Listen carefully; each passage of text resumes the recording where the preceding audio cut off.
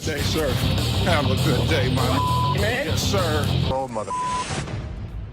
Oh, man. Who the you calling him? Really? You the ugliest two sisters I've ever seen in my life. Check out the wildest, most intense moments on Hardcore Pawn, where customers and staff bring the heat. And also get ready for some serious craziness at the pawn shop. Just another day at the pawn shop where we've got a mix of decent customers and, well, some pretty pathetic ones. Take this guy, for example. He may seem all laid back, but is he really? What you got here? That's a watch my grandmother gave me. Wow, this dude received a watch from his grandma, which is pretty sweet, right? But here's the thing. He's convinced it's solid gold and expects a fat stack of cash for it. Well, let's hook him up with the amount he's hoping for. Let's find out. 500. The problem is, the metal on it is just stainless steel. Well, the metal on it is just stainless steel, so that's disappointing. But how will this guy take it? Yeah, you see this discoloration on the side? No. You don't see the rose? Whoa, hold up. This dude just flat out rejected it without even taking a peek. Talk about a major red flag, am I right? Less than explain. In between the links were gold-plated. The gold plating had rubbed off. The watch had no value. And then this guy's like, can I get someone else to check it out then? Because Les shut down his hopes of getting any cash. Whoa, okay, Mr. Expert. This dude is seriously not happy about it. Value. It does have value. How about your chain? You want to pawn me your chain? Anyway, being the sweetheart that he is, Les brings in another dude for a second opinion, just to be fair. But what happens next is totally mind-blowing and straight up disrespectful. Brace yourself for this one. It's gonna shock you. Does this bozo know what he's doing? Well, I wouldn't really call him names. Seriously, this dude needs to chill and get a grip. I mean, who does he even think he is?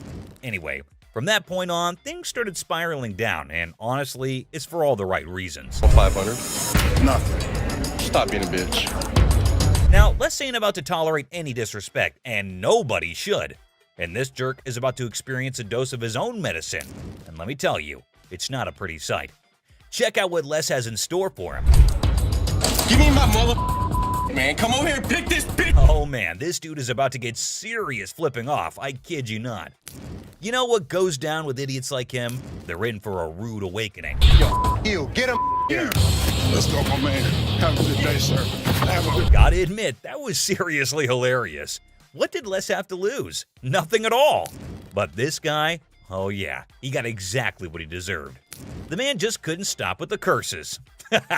Sir, let yourself out. Let yourself out. Oh, you think this was intense? Well, hold on tight because you haven't seen anything yet. So this dude walks in, right? And he brings in some equipment, no beating around the bush, and straight up expects a cool $100 for it. Can you believe that? Like, I'm trying to get at least 100 for it. $100? Yeah. I won't even be able to sell it for Well, the guy just flat out tells him that there's no way he can cough up $100. So the customer's disappointed, but hey, at least he's keeping his cool, right?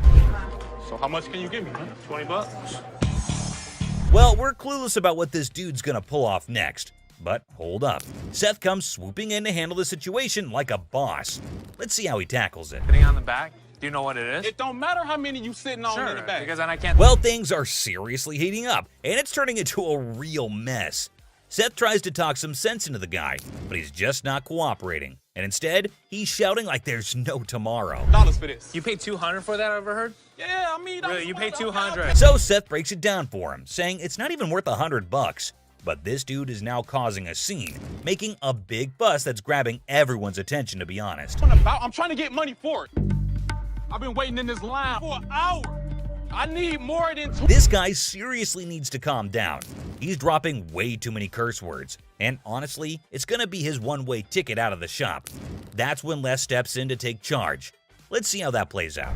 You gonna do old man? Who you calling old mother? Old man? No way, he actually said that? Like seriously, what the heck? This guy just keeps digging his own grave, making the situation even worse for himself.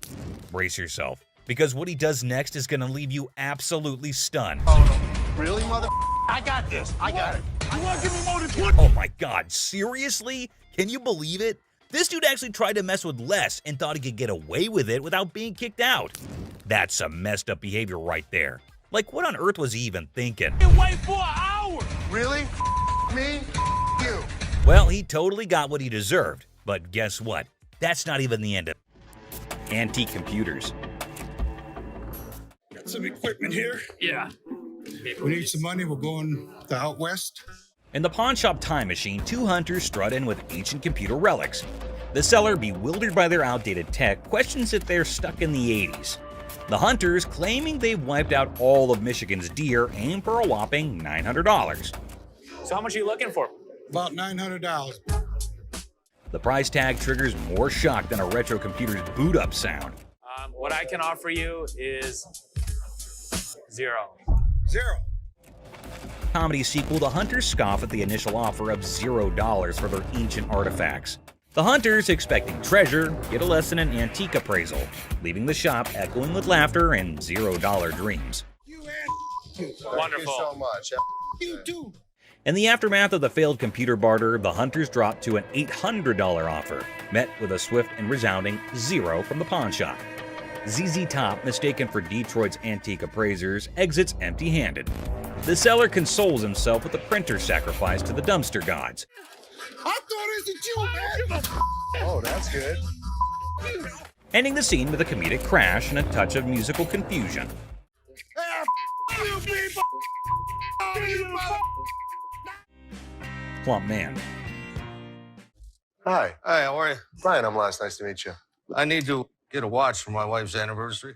In Hardcore Pawn, Les Gold faces off with a cheerful, plump customer aiming to sell a watch for his wife's anniversary. Les, ever witty, discovers it's their anniversary too. The old man deadpans 25 years, prompting Les to hilariously inquire, "How many happy years, man?" Laughter ensues in this pawn shop comedy. How many years you been together? 25 years. Oh, okay. How many good ones? The pawn shop guru checks out the watch and drops a bomb like a comedy bombshell. How'd you even get this? It's like a fake superhero. Now our chunky hero looks puzzled, like he just missed the joke. But no giving up, he starts haggling like, okay, what's your I don't believe it's real price?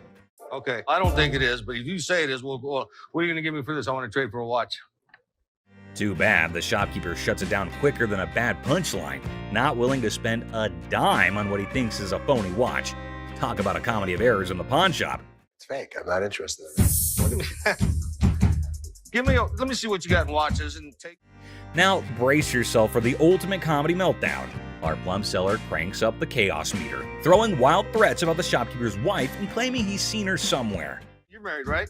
I am. Okay, I've seen your wife. Lucky you. Yeah, lucky me. I don't think so. This triggers the shopkeeper, turning the whole scene into a chaotic carnival. There's two things you don't talk about. What's that? My wife and my family. In the blink of an eye, security guards swoop in, snatch our hefty hero, and give him the grand exit, escorting him out like the star of an unexpected sitcom. Guess what? Our main guy, kicked out of the shop like a party crasher, hits the street with a style only he can pull off. Think military swagger, but with extra oomph. But wait, there's more. He starts yelling all sorts of wacky stuff, turning the sidewalk into his own stand-up comedy stage. Mama and Daddy laying in bed. It's like a roller coaster of laughs. First the weird pawn shop deal, then the crazy threats. And now he's strutting like he's the sidewalk general. If you're up for a good giggle, this video is a must-see. It's like a comedy buffet that'll have you grinning like you just discovered the ultimate joke. Get ready for hilarious adventure. Need help? Hey, who around here to help me with this? Hold on to your hats for this crazy video. There's this super hyper dude who charges into a shop, making a fuss like it's the biggest emergency.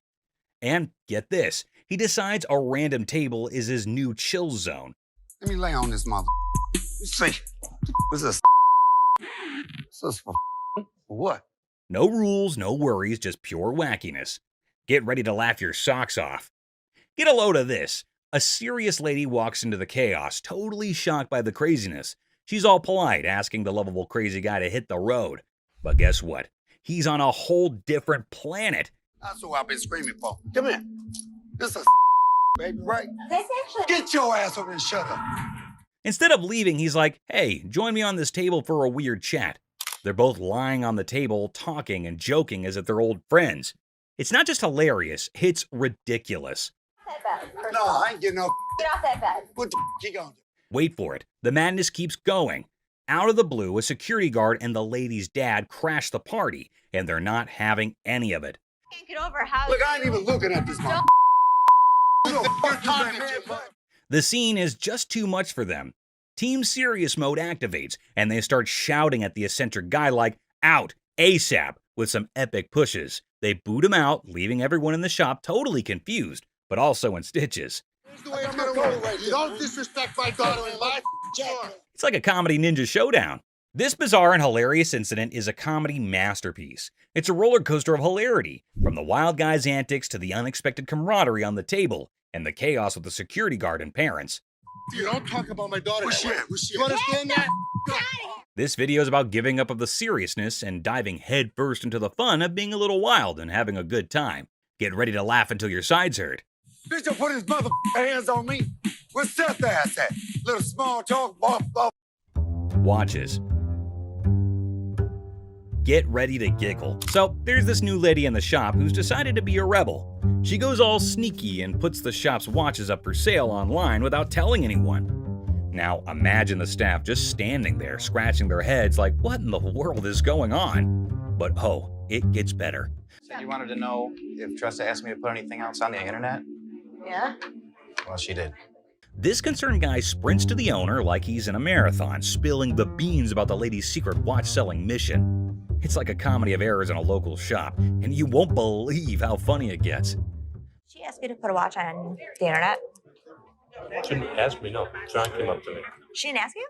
Hang tight. The boss decides it's showdown time with the troublemaker. Picture this. The crazy lady, completely clueless about her mischief, storms into the room and starts arguing with the puzzled staff. I didn't ask So him. he wouldn't just offer it. Right. You said to come to one of you guys. Well, before I would have bought it, I would have came. She's all like, "I'm just an employee, not the owner." It's like a sitcom gone wild in that local shop, and you won't believe how absurdly funny it gets. Was it a possibility? I pulled it out. Okay, you went around the bush and kind of asked them. Hold on to your laughter, because things go from crazy to cray-cray. The lady trying to make a grand exit dramatically throws her keys at the owner. It's like a superhero tossing a cape, but with keys. I wasn't even sure if I was going to. It's fine. The whole scene hits peak absurdity as the keys fly through the air, and everyone's just staring, jaws on the floor. Meanwhile, Our Lady confidently struts away, leaving the staff scratching their heads like, did that just happen? It's a hilarious roller coaster, and you won't stop laughing. You weren't as big of a bitch. I was wrong. Excuse me? Get the out of here. Get set to lol. This funny video is like a crazy ride with surprises, silliness, and a hint of madness that'll have you laughing without a pause. The twists and turns make it a hilarious and chaotic experience for anyone lucky enough to catch the shop's wild antics. Brace yourself for a good laugh as you watch the madness unfold in the side-splitting comedy script style video. What did she say? That I am the bitch. Get the out of here. Looking a bit worse for wear, this customer brought in a set of fur coats. I'm good. How are you? Well, actually, I got bills to pay. I'm trying to get rid of some things. So how much money do you need? I need about $415. So $415? Even without being a professional, it's pretty clear to see that these coats are not made from real fur, to speak less of being made of lamb. This isn't lamb. That is lamb. That's not lamb. What is that in? That's lamb, honey. That's not real fur. I'm not gonna take that. There's no way she's gonna be walking away with what she thought she would, or anything at all for that matter. This is Ashley that we're talking about, and she hasn't taken a fancy to even one of the coats. I'll take this one. $40. Who? $40. 4D? Are you serious? No, you're not serious. She was trying to milk as much as she could off of that one deal, but Ashley is dead set on her offer. Okay, give me $80. Come on. I can't. Sure you can.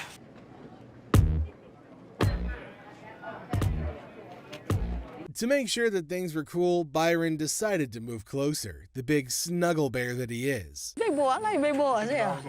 You gonna climb up on you, huh? Yep. I say. Ooh, wait, don't get scared now. Come on, Red Ride with you, baby. Who's that there? Of all the customers he's met, this lady's probably the first one who's walked out of the store in a very jovial mood. Come on, keep your eyes on prize. Yeah, baby. Took it. You gave me that, Daddy. This customer was trying to sell a piece of jewelry that didn't exactly hit the specific weight to make him eligible to get the amount that he wanted to sell it for. It doesn't weigh enough for us to take it. Ain't no gravity in my... That's a pretty bold request that he's made, especially to an employee of said store. He wants me to take my jewelry off and put it with his so I can give him more than $5. $5. $5. I'm sorry. That's all we can go. We're just not interested. $5. We're not interested. Before he can hold everyone else up, Les manages to get him away from the window. Thank you. So I can't get, nothing for it? Nah. Ain't nothing gonna work? We're not interested. Ain't nothing go with it. I don't know what else you got to go with it. I ain't got nothing to go with. I'm asking y'all for something to go with it. Instead of just getting out of the store after all their business is over, this man decided to take a seat in one of the chairs in the store, which is a big no-no. No, he can go. I can't get a little different lines. Hold on, man. Since he was being quite irrational, they decided to carry him out of the store, screaming and kicking. Can't get what I'm getting for. That's bull. That's bull. Seth is used to loud and rude customers, but this is the first time a customer tries to flirt with him. It throws Seth off balance for a second, but he proves that he's a businessman to the bone. What's your name again? I'm Seth. Oh, you cute. Yeah. Focus. Let me see your ring. Are you married? I'm good. That mean you're married? I'm good.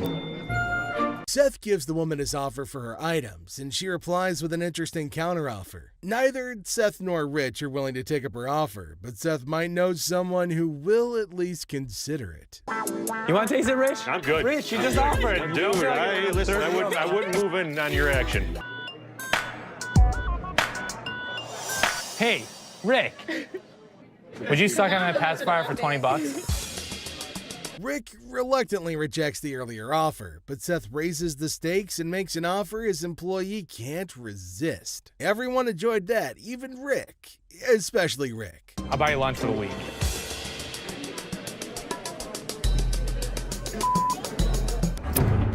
Ready?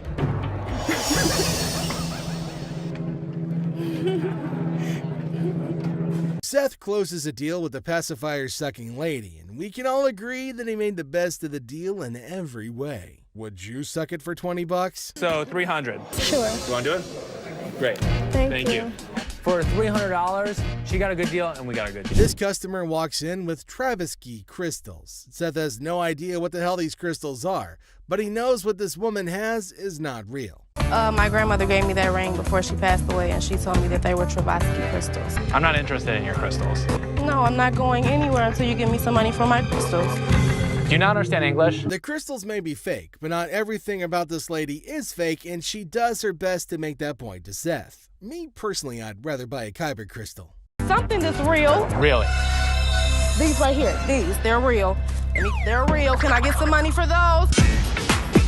So you're gonna, you know what? All this fake ass. You don't know no crystals when you see a mother. Yo. Have you ever seen a devil walk into a pawn shop? If you haven't, then you're in luck. The next customer to walk in claims that he's the overlord of hell. Seth. They call me the devil.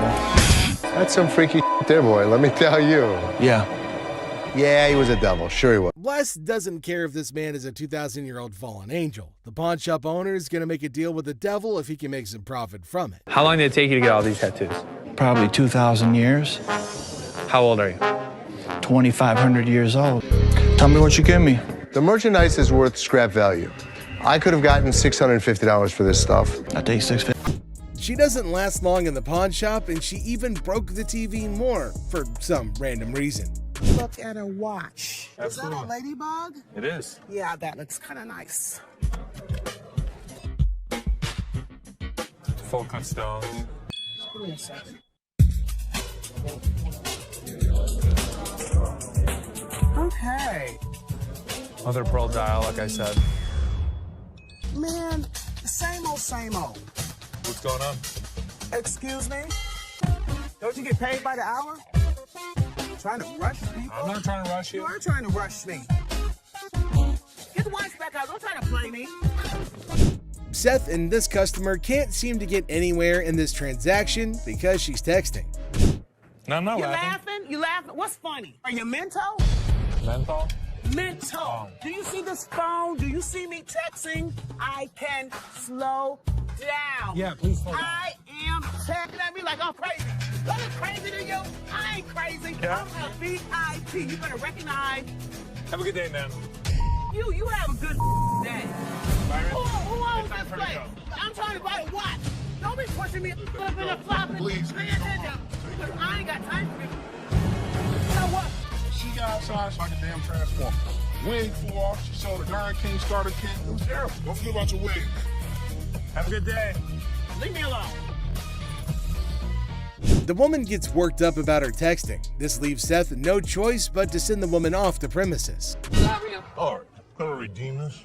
Okay, actually, this was pulled. Pardon me? It was due on the 2nd. No, I'm here to pay it right now. I know, your loan is only for 90 days. So... Hi. How you doing? I got my ticket there. I wanted to get my TV back. If you could help me out with this, I'd really appreciate it. You can see if it's on the showroom floor, and I can try to make you a deal to buy it back. It's not been that long. About a month overdue. What are you talking about? If it's out there, then we can work from there.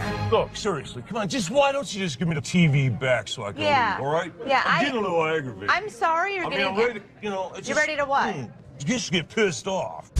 All right, I'm not... Seriously, no. Seriously? Yeah, seriously. I want to just get it over with. What are we going to get over with? I want to get my TV. What you can do is you can go buy a TV. You know what? I'm getting... There's a man. I doubt it. Turn around. I haven't got a minute here. Really? There's two of them? No. Now what you gonna do, buddy? What are you talking about? Buddy? What you gonna do? I still want the damn TV. You sound just like him. I'll put a big-ass flyer in the street. I'll make up signs. Well, American jewelry alone sucks. Looking like Nick Nolte after hanging out with Charlie Sheen for 3 nights. I on somewhere, man. The guy wants his TV back, but he's past due. And it's really hard for this delusional man to accept that. Hello, how are you today? Good, what can I help you with? I was trying to find out because your sign was saying that I can get 30 days of free cash. But it's saying if I brought a friend with me that I can get 30 days of free cash. It's for an interest-free loan. But that's not what the y'all sign is saying. You're just misreading it. No, It's you're your misreading it. By I'm screaming. not talking to you. I need my cash. I need my cash. It says it right here. Free cash. Interest-free If I bring cash. my friend, I brought my friend with me. If you get a loan and you refer a friend, you can get 30 days, interest-free. Doesn't mean we're just gonna... This time, a woman has a hard time understanding the meaning of interest-free loan. What do you have to pawn? Come on now. I don't have to pawn. I'm Instead of screaming, can you read? Read what No, it says. read what I can do the read. math, I can bitch. read. People was waiting to get in this how to get in this line. Exactly. I don't know you, bitch. People need to get out your ass. You got to go. I come up here.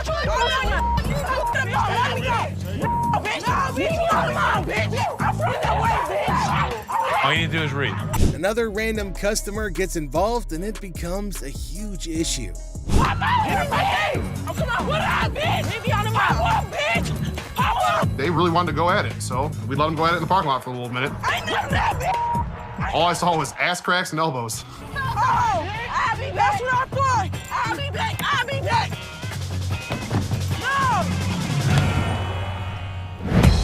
A different and uglier brawl erupts in the parking lot. Talk about a mess. Oh boy. I see you sweating. Yeah. Must be hot outside. No, I was doing karate outside. You're doing karate. And judo. I'm Bruce Lee's sister. Really? Yeah. As the door jingles, a woman strolls into the pawn shop rocking winter clothes in the summer heat. Now she's chatting with Les, teasing him about the sweltering weather. She even claims to be a martial arts pro, throwing around Bruce Lee's name. The banter kicks off with a request for a karate move demonstration. She said she was Bruce Lee's sister. So what you got? The The atmosphere takes an unexpected turn when the woman unveils a unique item, a mysterious fox mink. Les, unfamiliar with such creatures, engages in a lighthearted conversation to understand more about this fox mink. The woman, with a hint of mystery, reveals her intention to sell it. A mink fox? I don't know. I'm not into animals. I've heard of fox. I've heard of mink. So fox mink. Did you want to pause? As the conversation unfolds, Les dives into the details of the fox mink, trying to grasp its worth. The woman shares anecdotes about the origins of the item, painting a vivid picture of its history. Les, playing the role of the detective, subtly negotiates and gathers information to figure out the best deal. Sell it. How much did you want for it? $50,000. The encounter concluded with the woman deciding to part ways with her fox mink. Les, using his seasoned charm, finalizes the deal. The quirky tale of the winter-dressed woman and her unique pawned item adds an unexpected twist to the usual pawn shop routine, leaving both parties with a memorable experience. Woman comes in to sell me a high-end bottle of liquor. Ma'am, I'm Is that what you're saying? You have no respect. When you want to take a person when they die, fit the liquor inside the bottle. and anytime you're going to belittle a person. Ma'am, I didn't belittle you. As the door chimes, the woman confidently walks in, clutching an empty liquor bottle. She aims for a bold move, attempting to pawn the bottle for a cool $100. Les, with his discerning eye, swiftly rejects the proposal, explaining that a filled bottle would fetch a better price. The woman, not thrilled with the response, raises her voice, demanding respect and expressing her discontent. I'll give you $100. It's not worth more than $100. Especially when you say I wouldn't give you $100. Don't you ever walk up to my Baby, dad. Hey, baby, don't point your finger. Life after this, Ma'am. don't you dare ever Ma'am, come in you here are again. in my face. I don't care, you're in my dad's store, and don't you ever think about coming in here You know again. what? Turn your ass around, badass out the door now. Nowhere, Ashley steps up like a superhero. Now, she doesn't just cool things down, she straight up shuts the woman down. With confidence, Ashley tells her to leave and never come back. Suddenly, the chaos turns into quiet thanks to Ashley's quick and firm action. Son of a bitch. Where the hell is he? Rich! He's on the floor. People are waiting to pay us for their merchandise. He's not there. We're losing money. I've had Rich's back. In the heart of the pawn shop, Les faces a moment of frustration and disbelief. The absence of Rich, a trusted ally for over 2 decades, leaves Les feeling betrayed. The urgency of customers waiting to make payments adds to the tension, and the weight of loyalty becomes a central theme in this unexpected turn of events. Since the first day he came here, over 20 years ago. I feel betrayed. Didn't I just have an employee meeting to tell everybody that they need to step up on their game? I'm watching you and Bobby J talk to these 2 girls. You're out there trying to sweet talk them, trying to bullshit with them. I'm looking for you in layaway. Where the hell are you? I gotta sit in layaway all day long and just wait for something to happen? As the minutes tick away, the atmosphere inside the pawn shop grows more intense. Les reflects on his long-standing support for Rich, highlighting a sense of loyalty that spans a quarter century. He recalls a recent employee meeting where he emphasized the need for everyone to step up their game. Disappointment and frustration seep into his words as he confronts the situation, a pawn shop mystery intertwined with personal and professional loyalties. I'm watching you and Bobby J talk to these 2 girls. They're out there trying to sell their jewelry. You're out there trying to sweet talk them, trying to bullshit with them. They end up walking out the front door. You put me in a position that you were the next to go. In this pivotal moment, Les delivers a stern warning to a fellow employee, Bobby J. The scene unfolds with Les observing interactions and attempts at sweet-talking customers. The threat of termination looms as he recounts the consequences of letting down the team. The dialogue underscores the severity of the situation and the potential impact on job security. Tension rises as Les grapples with the repercussions of the unfolding events. Rich, I'm out. Tell your dad to off. You up your job. As the confrontation escalates, Les draws a line in the sand. The ultimatum is clear: compliance or termination. The final seconds capture the raw emotion and frustration of a loyal employee who feels unappreciated and misunderstood. He knew he was in trouble once we walked through that door. Joe, what did you steal from me? Tell me the truth.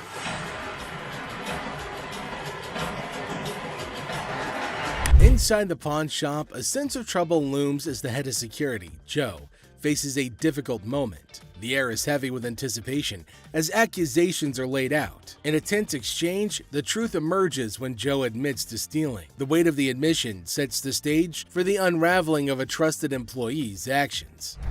The detectives call in uniformed officers to put the cuffs on him. And then he reaches into his pocket and pulls out an assortment of jewelry worth over $7,000. As the admission hangs in the air, the situation takes an unexpected turn. Detectives call in uniformed officers to apprehend Joe. A place built on trust is now shaken to its core as the true extent of the betrayal unfolds. You go this way.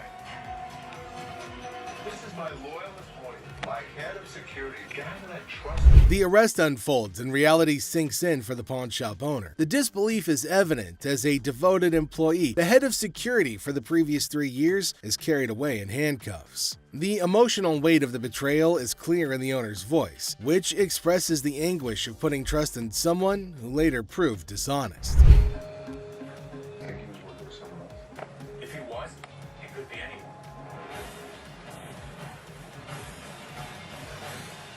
As the scene unfolds, questions linger in the air. The owner ponders the possibility of Joe working with someone else, leaving the situation shrouded in uncertainty. The aftermath of the betrayal raises concerns about potential accomplices and adds another layer to the unfolding drama. The final seconds leave the audience in suspense, contemplating the true extent of the security guard. It's evident that the Gold siblings don't have the best relationship, and in this particular episode, Ashley decided to interfere with a potentially profitable deal for Seth. The customer brought in a valuable 1970 Detroit Tigers autographed baseball, hoping for a fair deal. How'd you get it? My grandfather left it to me. This is a great collector's piece. It's signed by not only L. Kaline, but Norm Cash. For the right price, I'll be able to make a huge score on it. Seth, recognizing the item's value, was negotiating smoothly until Ashley barged in, disrupting the flow.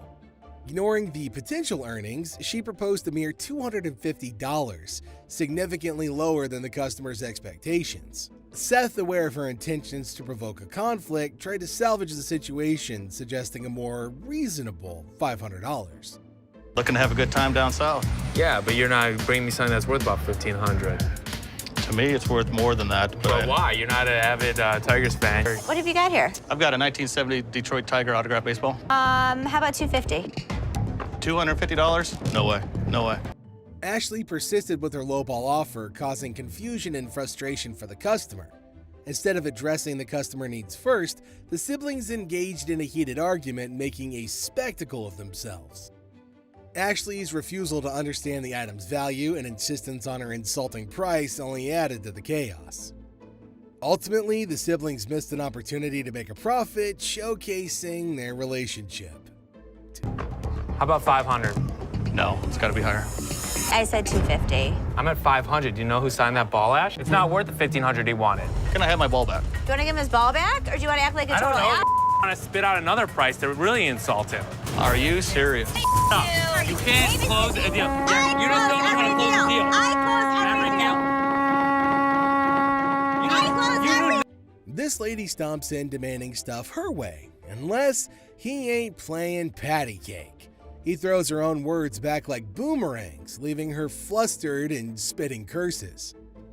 "Hurry up, I gotta be at work," she screeches. Les, cool as a cucumber, calmly says, "Come back when you got time, or maybe someone less yelly can help." Bam! One punch, straight to her rudeness. Please. So I gotta be at work at 3 o'clock, so please. Ma'am, do you want to come back when you have more time? Can you get somebody else to serve me? When you're screaming at me, I'm not going to speed up the process. How many more times did I tell you? Yes, I want my store credited.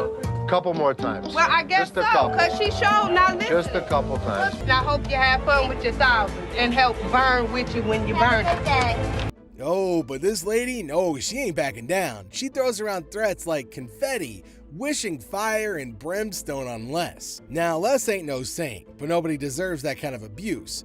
He shuts her down quickly. "I won't be disrespected." Boom. Another verbal jab from the man himself. Burn with you when you burn it. When she talks about when I die that I'm gonna rot in hell, I'm not gonna allow anybody to abuse me like that. The air crackles with tension, thick enough to slice with a butter knife. This ain't your average pawn shop squabble. This is a war of words, with Les standing his ground against a hurricane of rudeness. This guy ignored Les's repeated warnings not to touch the merchandise, displaying a complete disregard for basic rules. Les, trying to prevent any mishaps, urged him multiple times to leave the items alone. "Hey sir, don't touch it. Put it down. It's okay to be curious, but leave it down there," Les emphasized. Despite the clear instructions, the dude continued to ignore him, insisting on inspecting the merchandise up close. Hey, sir, don't touch it. Sir, what? Put it down. "I told you not to pick it up." "But how am I gonna see if it's gonna work?" the man retorted, challenging Les's authority. But rather than apologizing, he confronted Les, questioning his approach. "It's $300. Hey, sir, just leave it down there." "But I'm trying to, how am I gonna see if it's gonna work?" "I told you not to pick it up. Isn't that what I just told you, sir?" Les, maintaining his composure, reminded him, "I told you not to touch it. You're not one of your kids." The man, unfazed, continued his confrontational stance, underestimating Les's authority. "You got a piece of that I pick up. I told you not to touch it." You know, I'm not one of your kids you're gonna raise your voice at. You're all badass when you're back there and he's over. Byron, the security guard, intervened, warning the man that he was fortunate to have someone there to prevent further issues. The man sarcastically remarked, "Oh man, am I lucky? It's my lucky day," showcasing his lack of remorse. "Hey, you're lucky you got somebody here." "Oh man, am I lucky? Yeah. It's my lucky day." Oh, the Pawn Stars shop is about to erupt like a volcano fueled by testosterone. Seth, fresh-faced with new ideas, tries to change Les's security rules like they're yesterday's newspaper. No, but Les ain't having it. He reminds Seth, who wears the crown, who built the damn empire, and who ain't about to back down from a pipsqueak. What the hell are you doing? You tell my guys after I set policy that the policy is being changed to your old bull ways? You gave them each a department? Yeah, doesn't it make sense? Doesn't make sense. It belongs to them. What do you mean it belongs to them? They own it. They can't own it. Well, I can run this place better. I know exactly what needs to be done. Who the hell are you messing with? Les roars. "I set the rules and you change them after 5 minutes? You think you own the place? Newsflash, sonny. You work here. You don't rule here." Seth, puffed up like a peacock with borrowed feathers, sputters back about running things better. Now he wants Les to kick back, retire, and hand over the keys. But Les? He laughs in Seth's face. Classic. That Seth needs to chill out. Let me tell you something. How dare you to talk to me like this? The air crackles with tension. Insults fly faster than bullets in a John Wick movie. Seth throws out accusations, calling Les outdated and stubborn. Les counters with jabs about inexperience and disrespect. This isn't your grandma's bake sale argument, folks. This is a heavyweight brawl of egos, pride, and power. Now taking all bets. Either I make the wrong decisions, I'm the one that brought it to you. You need to retire, and I need to take over. Maybe Seth needs to listen to the wisdom and experience Les has, not just try to shove him out the door. And maybe Les needs to give the young blood a chance to prove himself, not just dismiss him as a naive newbie. Ashley and Seth, despite being siblings, have a history of constant clashes. In this instance, Seth decided to initiate a confrontation, leading Ashley to seek intervention from their father. "Why don't you put it in the back and stay back there? You're just buying junk, it's trash," Seth remarked, escalating the tension. Frustrated, Ashley sought help from their father, hoping he could mediate. You can find that in the trash. Excuse me? Why don't you put it in the back and stay back there? You're just buying junk. It's trash. Les, their father, seemed unbothered, having dealt with their frequent fights before. Seth's continuous teasing and Les's indifference fueled Ashley's anger. "It's disgusting how he talks to me like that. I don't have to talk to you." You don't know what he just said. Hey, sir. No, you aren't. Go ahead, Dad. Stop saying you are when you weren't, Dad. You were in the office. You did not just hear that. Looks like you picked the right person to come talk to. How he talks to me like that. Do you know how disrespected the customer felt? I don't have to talk to you. Then don't! Filled with rage, Ashley confronted Seth, expressing her frustration. The heated argument escalated, reaching a point where Ashley, overwhelmed, broke down in tears. The situation became embarrassing as their emotions spilled out for employees and customers alike to witness. Had enough. Damn, you know, I should never be treated like this from my own brother? And you're such an asshole to me. Damn, you stupid. Shut the up. Seth's tease. No, I'm not. I mean everything I said. Bye. Overwhelmed, Ashley decided to leave abruptly, feeling her presence was no longer needed. The episode served as a challenging example for the employees, witnessing the discord between siblings. Yeesh, the family dynamics played out in public. Bye. No, I'm not. I mean every thing I said. Bye. So. Seth. Yeah, she's gonna be leaving here in a minute. What happened? I don't know. Don't. Two tornado-tongued girls whirl in, demanding a new laptop like it's their birthday. Adapter? Receipt? Nah, these are just fancy words in their vocabulary. To go back there and get the refund. I'm sorry. When we sold it to you, we gave you the adapter for it. No, you didn't. Les, caught in the crossfire of their double-barreled chatter, throws his hands up in surrender. Can't one of you breathe for a second? I'm drowning in a sea of sound. But these girls are not built for silence. They repeat themselves like stuck records, each word louder than the last. They claim they bought a laptop, no adapter, and now want a free upgrade. And Les, bless his grumpy heart, tries to reason with them. Ladies, refunds don't happen without proof. Go back, get the adapter, then we talk.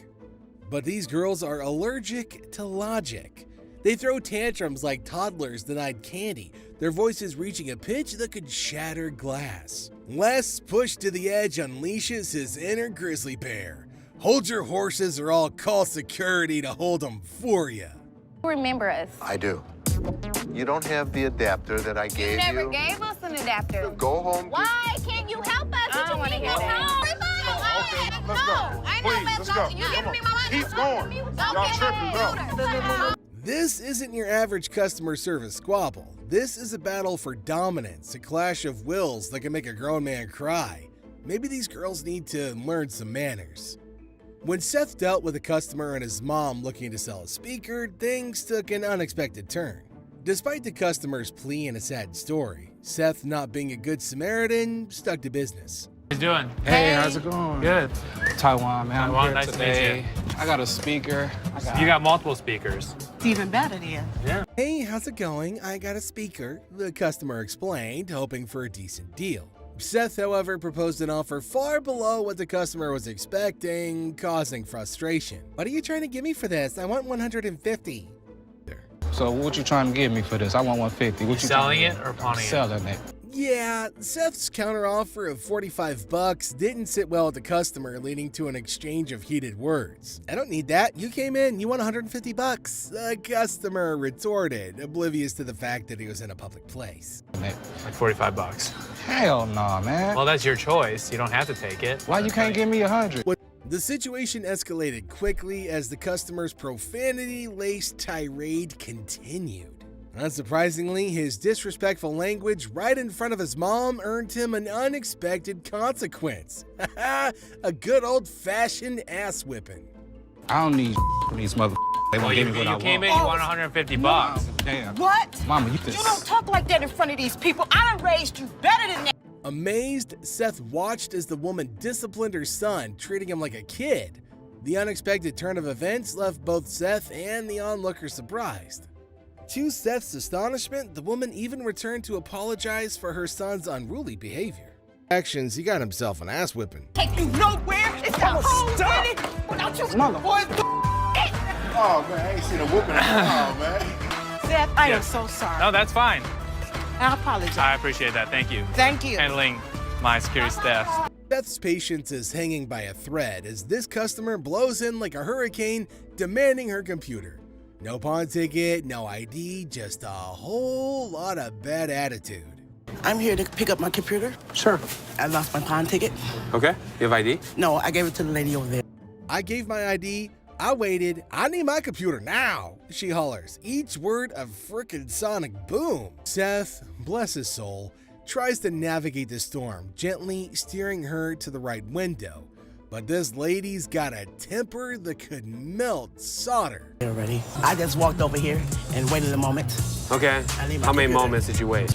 Are you an idiot or something? I'm just trying to understand what you're saying. I need my computer. Well, she gets her computer, takes one look, and ba-boom!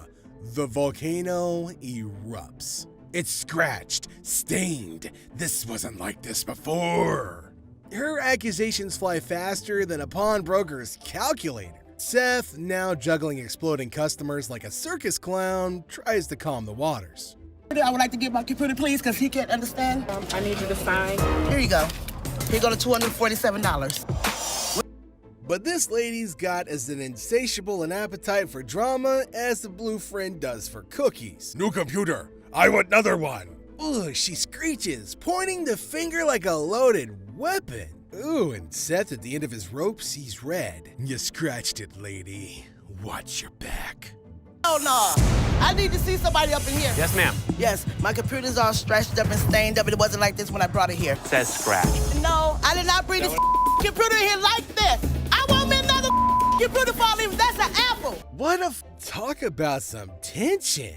Thick enough to cut with a spork. Insults volley back and forth, each one sharper than a pawnbroker's wit. Holy crap, this isn't just customer service, it's a verbal gladiatorial arena. You scratch it all over. Watch your back. Nah, watch yours. Let me get that door for you. There you go. Get that my ass. I think we're gonna get a twofer. Kick all this. When this customer crossed the line and threatened them, Les swiftly had his security team remove the unruly man.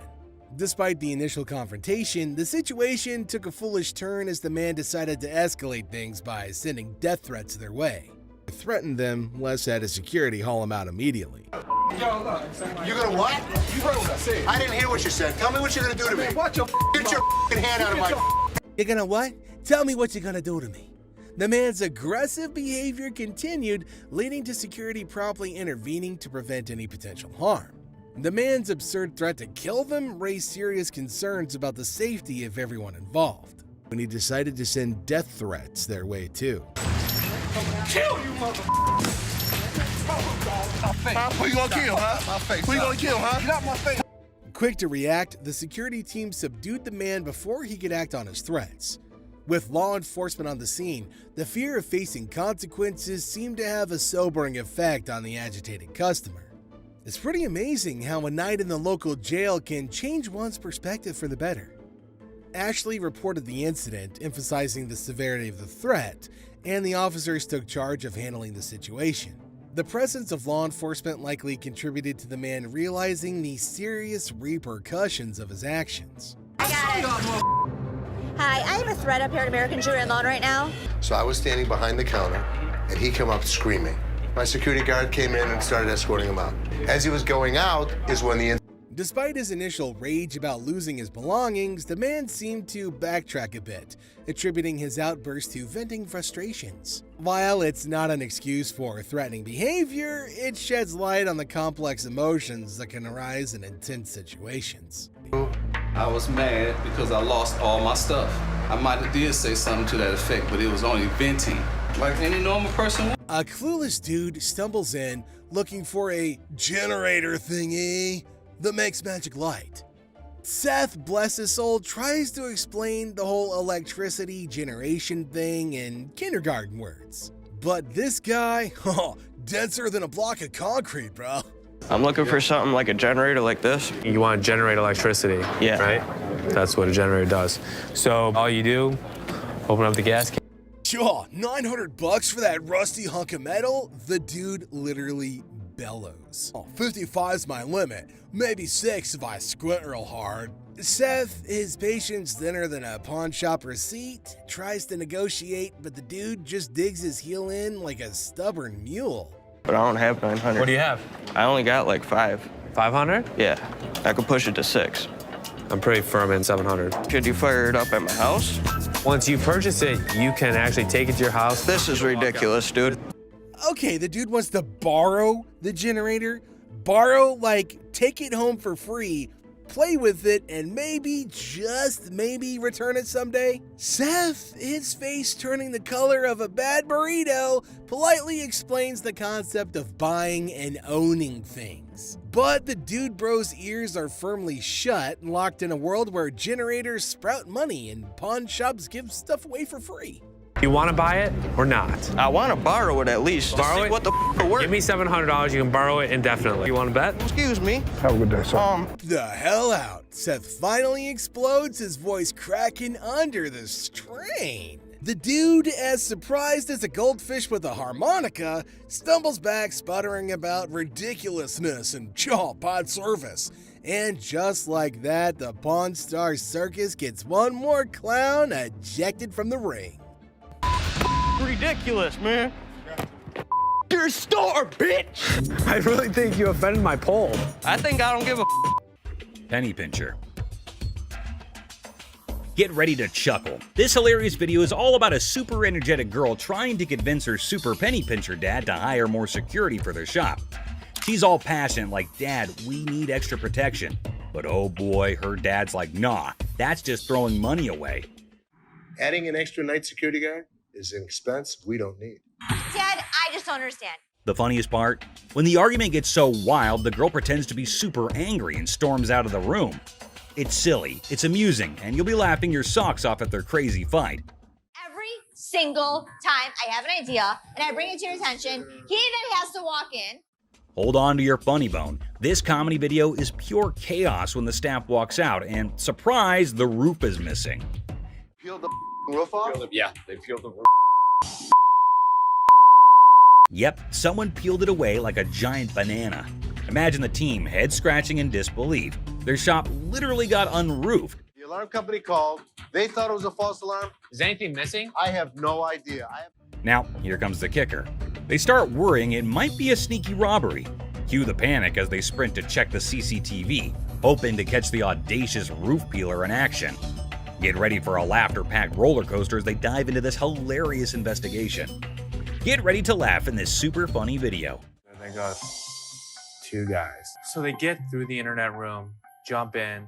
The staff at a quirky shop freaks out when they find out someone peeled off their roof for a supposed robbery. Total chaos, right? So they go all detective and check the CCTV footage. But wait for it. Turns out, not 1, not 2, but 3 guys break in. And here's the kicker. Looks like they grabbed the coat right there and then out. So these guys could have been part of a 3-man team. One of them ends up hiding inside the fridge. It's like a comedy show gone wild, leaving the staff scratching their heads and everyone else in stitches. You won't believe the crazy twist in this comical caper. We got broken into last night. Took it for a coat and ran out. I told you that security should have been here at night. Stolen microphone. A person walks into the shop holding microphones he snagged at a concert. The seller, baffled, asks when they were taken off the rack. It's a funny scene of concert chaos turned into a pawn shop jackpot, where microphones become rock star souvenirs, and the friend is the accidental hero of the day. Microphones I picked up from a concert last night. The person insists the microphones were flung into the concert crowd, a spontaneous catch. The seller, eyebrows raised, gets an unexpected call from American Jewelry about missing microphones. It's a classic mix-up where concert souvenirs turn into an unintentional pawn shop investigation, leaving everyone wondering how the microphones took an unexpected detour. Really? Hold on.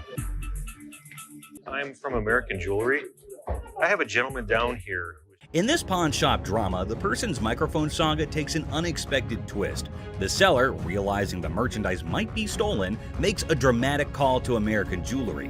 The plot thickens as the police are en route, and the negotiation continues with a shady request for a discount. The missing ID becomes the final touch in this comedy of errors, leaving everyone wondering if they stumbled into a real-life pawn shop thriller. Call the cops. Hi, this is American Jewelry and we have stolen merchandise. Thank you. In this unfolding pawn shop saga, tensions rise as the seller suspects trouble. The arrival of unfamiliar kids triggers security concerns, prompting a call for reinforcements. The club manager, a welcome sight, joins the scene, unveiling a tale of someone sneaking in and catching a duo of mysterious items. It's a mystery in the making, where stolen merchandise and unexpected characters converge in the pawn shop thriller. You know what? We could have a problem on our hands. Make sure security's at the front door. In the pawn shop drama, tensions escalate as the police are en route, and the seller insists on everything staying put.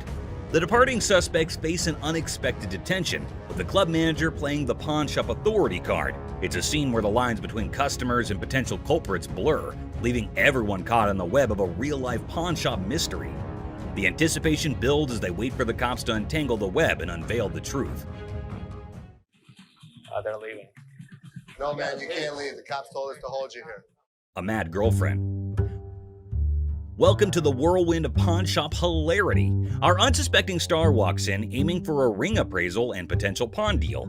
Little did they know, they were about to join the ranks of pawn shop legends in a tale of marital madness. I wanted to get it appraised, see how much it might be worth. Okay. Hold on to your hat. Drama unfolds as accusations of ring-napping soar, plunging the spouse into an emotional roller coaster over the disappearance of their precious bling. The tension is so palpable, you could carve it with a jeweler's precision. Okay, when I give you an appraisal, that's not how much I'm gonna give you in pawn. Okay. But hold on, our hero clarifies, I'm here for an appraisal, not to pawn. Q gasps in the realization that pawn shop language got lost in translation. The spouse is in disbelief, and we can almost hear dramatic music building up in the background. You said you're coming in to get a receiver, a price on one. He wanted an appraisal on this ring. Plot twist, the ring allegedly transformed into bike parts? Is this a pawn shop or a two-wheeled saga? Accusations fly faster than a speeding bike, plunging us into a marital showdown. Why'd you take my ring? Echoes through the pawn shop halls. Why'd you take my ring? Well, I wanted to see how much it was worth. Our hero is left flabbergasted, caught in the crossfire of accusations and domestic mayhem. I just wanted to know its worth, they exclaim, trying to defuse the explosive situation. But alas, emotions rage on. Yesterday you said you needed bike parts and didn't have the damn money. And all of a sudden you got my damn ring. Unexpectedly, a wild punch appears. The spouse transforms from 0 to punch in record time. It's a twist even scriptwriters would applaud for. The pawn shop turns into a battlefield, leaving us wondering if our hero will escape unscathed. Punches him, and I am dumbfounded. You're a idiot. In a surprising turn, the ring is handed over and our hero exits swiftly, leaving chaos behind. The curtain falls on this pawn shop spectacle, proving that a ring appraisal can lead to a punchline we never saw coming. Bravo, pawn shop drama, bravo. Let's give him the ring. All right. Stops, drops, and rolls. Well, buckle up for the saga of the white Ford conversion van chronicles. Our hero, the proud owner of said van, calls in desperately seeking a private spot to discuss matters of great importance. A minute is all they ask, just one tiny minute in the vast universe of van-related queries. You want to drive a white Ford conversion van? A white what? But hold on, the call is interrupted, and our protagonist, in a true Shakespearean fashion, declares, "You can't deny my service." It's a performance worthy of an Oscar, a plea for understanding in the dramatic opera of van life.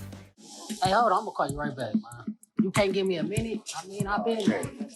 Parking troubles arise, and the hero elegantly expresses, "Ain't no parking spots outside, dog."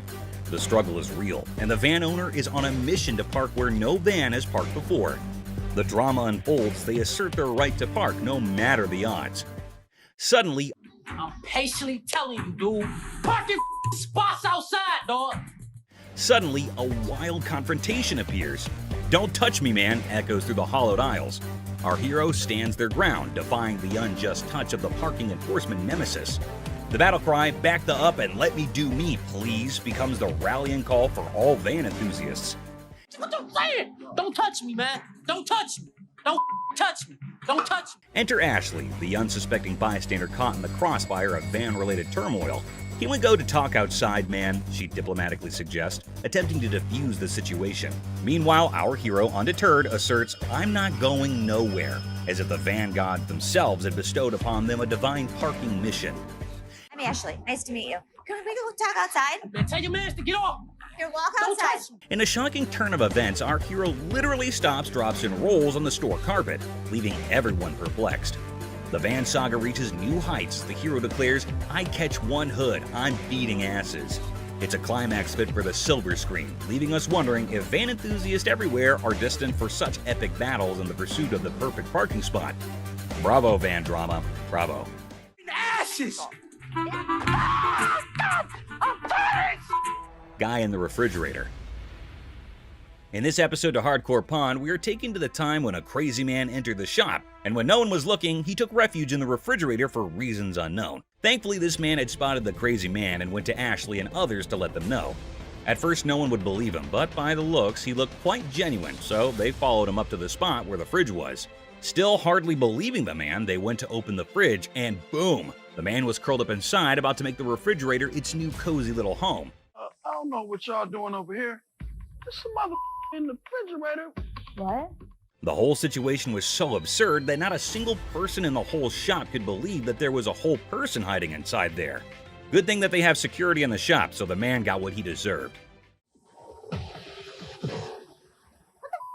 Michael expressed interest in buying it for their collection. After negotiation, they settle on a price of $3,500, considering it's for charity. Seth shares his personal connection to wrestling matches with his father, adding sentimental value to the purchase. I don't have that kind of money. All right, you, all of y'all, bitch.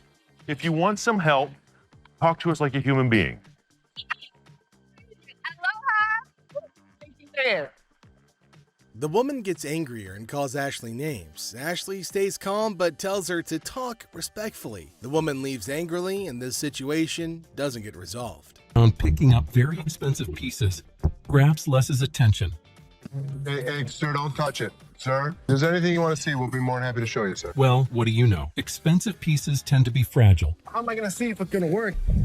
The customer starts touching expensive items, catching Les's attention. Les politely asks them not to touch anything, offering assistance in viewing items instead. Sure, that's why I asked you. That's when you're back there and he's over. Come on right out there. You think I give it? The customer insists on touching, arguing it's necessary to check functionality. Les tries to explain store policy, but the customer gets upset.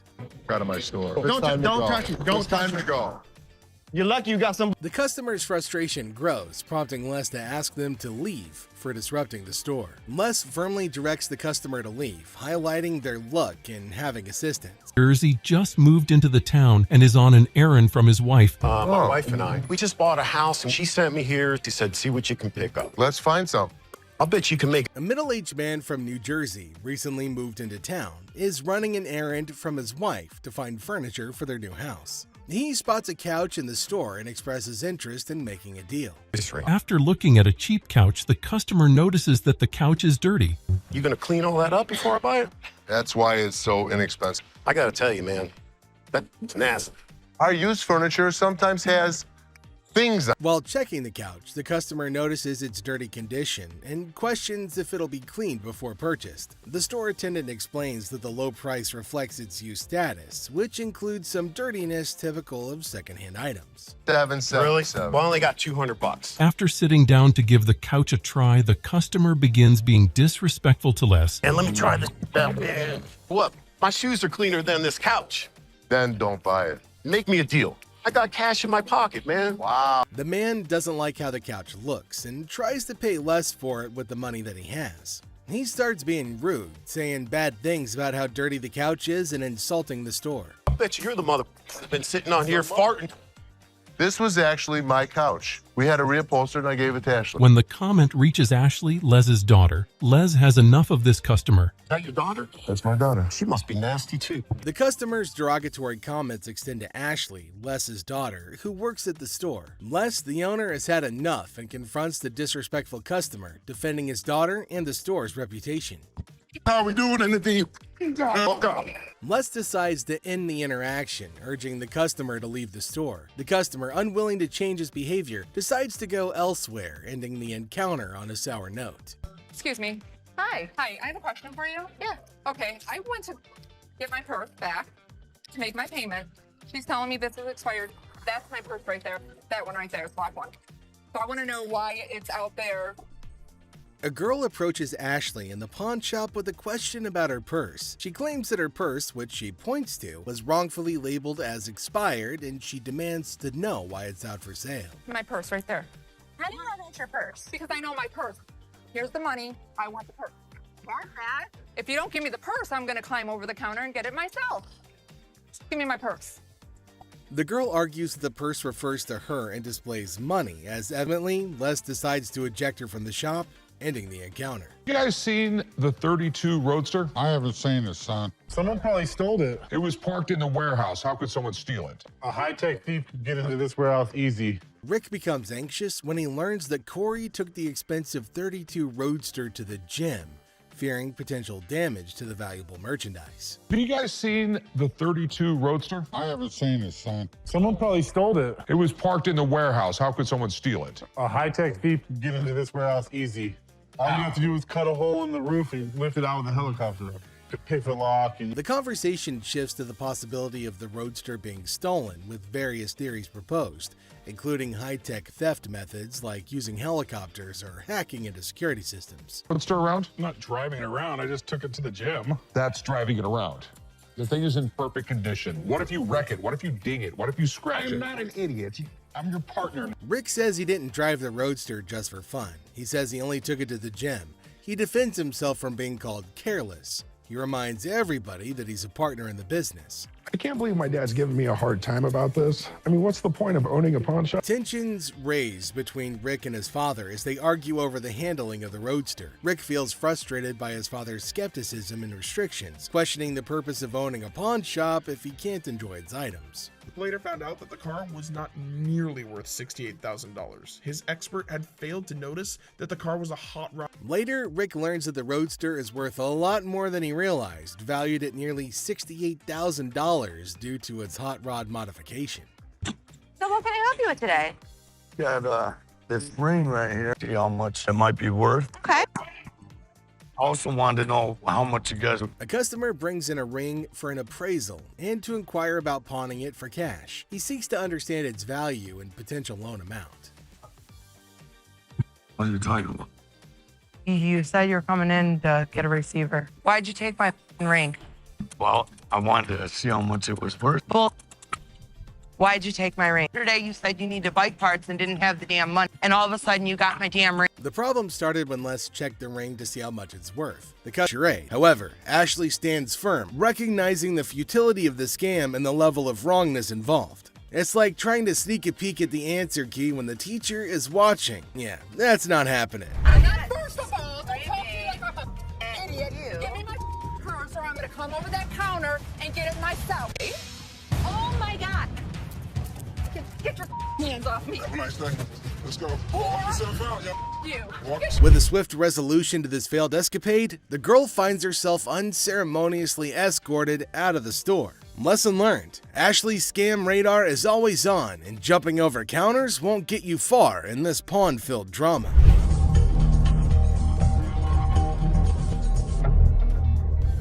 All right, deal. I think I got a good deal, and I know I'm gonna be able to make some money on it. I can't believe you spent that much. Whatever, Ash. I am fuming. My brother just spent $800. Enter the family feud. Ashley drops the bomb on her brother Seth, calling him a hypocrite. But why? Well, he casually throws around $880 for a painting, while Ashley, according to her, can't even snag a deal for $30. Sibling dynamics at their finest. But he'll yell at me over a $30 buy. Excuse me, Seth.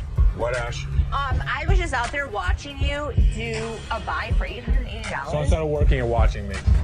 I was out there, and you bought something for $880 when you gave me such crap about that $30 roulette table. I'm not buying plastic.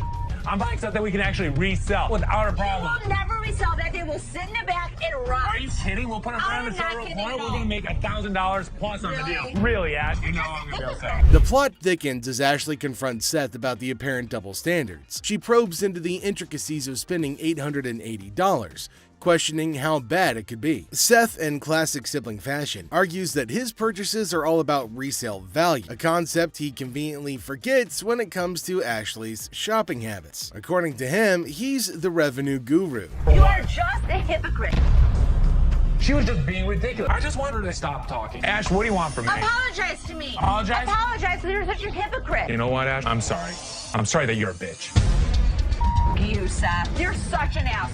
I I am not going to forget the situation anytime soon. Seth better watch his back. Things heat up as Ashley demands an apology. Seth takes a nosedive into being the ultimate a-hole, apologizing for an $880 buy. Oh no. Instead, he hits her with a sorry not sorry for her supposed attitude, topping it off with a charming label. Well, let's just say that it rhymes with witch. Sibling rivalry reaches a whole new level on this show. There's two guys out here that are saying they were scammed out of their laptops, and that whoever did it is working with one of our guys. You want to come out and talk to him? All right. Thank you. Les is hit with some unexpected news. A few guys claim that they've been pawned by a girl from the staff. Les, ever the detective, approaches the situation with a mix of suspicion and humor, wondering aloud if he's either unintentionally swindling customers or if bizarre customers have taken up an... And the money? Yes. These two kids come in and talk about have some girl pawn 2 laptops. The plot thickens as 2 disheveled DJs step into the scene, laptops held hostage. The atmosphere turns somber as the weight of the situation sinks in. It's a strange occurrence that has everyone wearing expressions of confusion and concern. Les, with his seasoned cool, casually queries about the laptop's ownership, revealing they're registered under the mysterious girl's name. Split the money 3 ways, and one of my employees? No, that's why I wanted to know if I can't do it. The tension rises, but Les doesn't crack under pressure. Maturely handling the situation, he asserts that he needs the lowdown to work his magic and get those laptops back where they belong. It's a pawn shop mystery, and Les is the detective determined to unravel the peculiar case of laptops and loyalties. Because your sign is saying that I can get 30 days of free cash. If you're a new customer with us, first 30 days, you can get interest-free loan. You only pay $1 for storage. But it's saying if I brought a friend with me, that I can get 30 days of free cash. It's for an interest-free loan. Okay, so there came a woman at the counter. Let's see what she's gonna come up with. Is she asking for free money? I think she might possibly be mad, though it is kind of funny that she's got enough courage to come up and ask for money without investing anything. Now, the lady at the counter frowned and asked her if she paid or not. Intriguingly, she hasn't paid anything, but she's still asking for money. Holy shit, what's wrong with some people? You're just misreading it. No, you're misreading it. That's not what the y'all saying to say, bitch. It says I get free cash for 30 days in this one. You're not getting no free cash. Where does it say that? Who told you to get in there?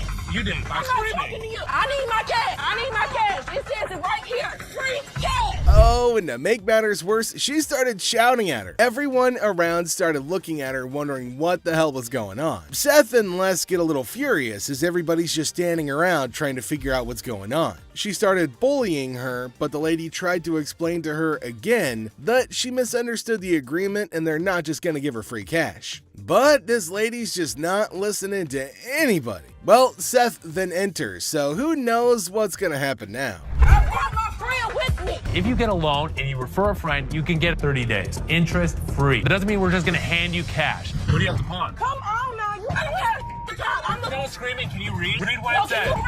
I can read. I can read. People was waiting to get her. You don't have to pawn. Shut the Les entered and asked her whether she read the whole document or not, and she was not listening and constantly arguing and pointing to them as if they had done something wrong. Meanwhile, other women decided to intrude, and oh my god, it's gonna be funny. Looks like they've all decided to have a fight in the pawn shop. Wonder how that's all gonna end. And it looks like Les is gonna join in too. The other woman that just jumps in the middle. You gotta get in there. People gotta get out your ass. You gotta get out.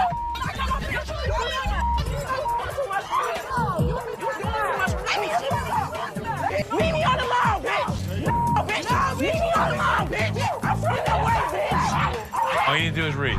Now see the other women get in and start shouting at her as everybody behind her was waiting for her to get out of the queue. So they started fighting and now they're all having an immense fight. Everybody around is watching and laughing at them. Well, the guard had to go and break everything up. Well, at least they're all gonna get treated the same way, especially the one who created the mess. Pretty sure they're gonna hold him up and throw him out. And there they go, they're still shouting and fighting with each other as well.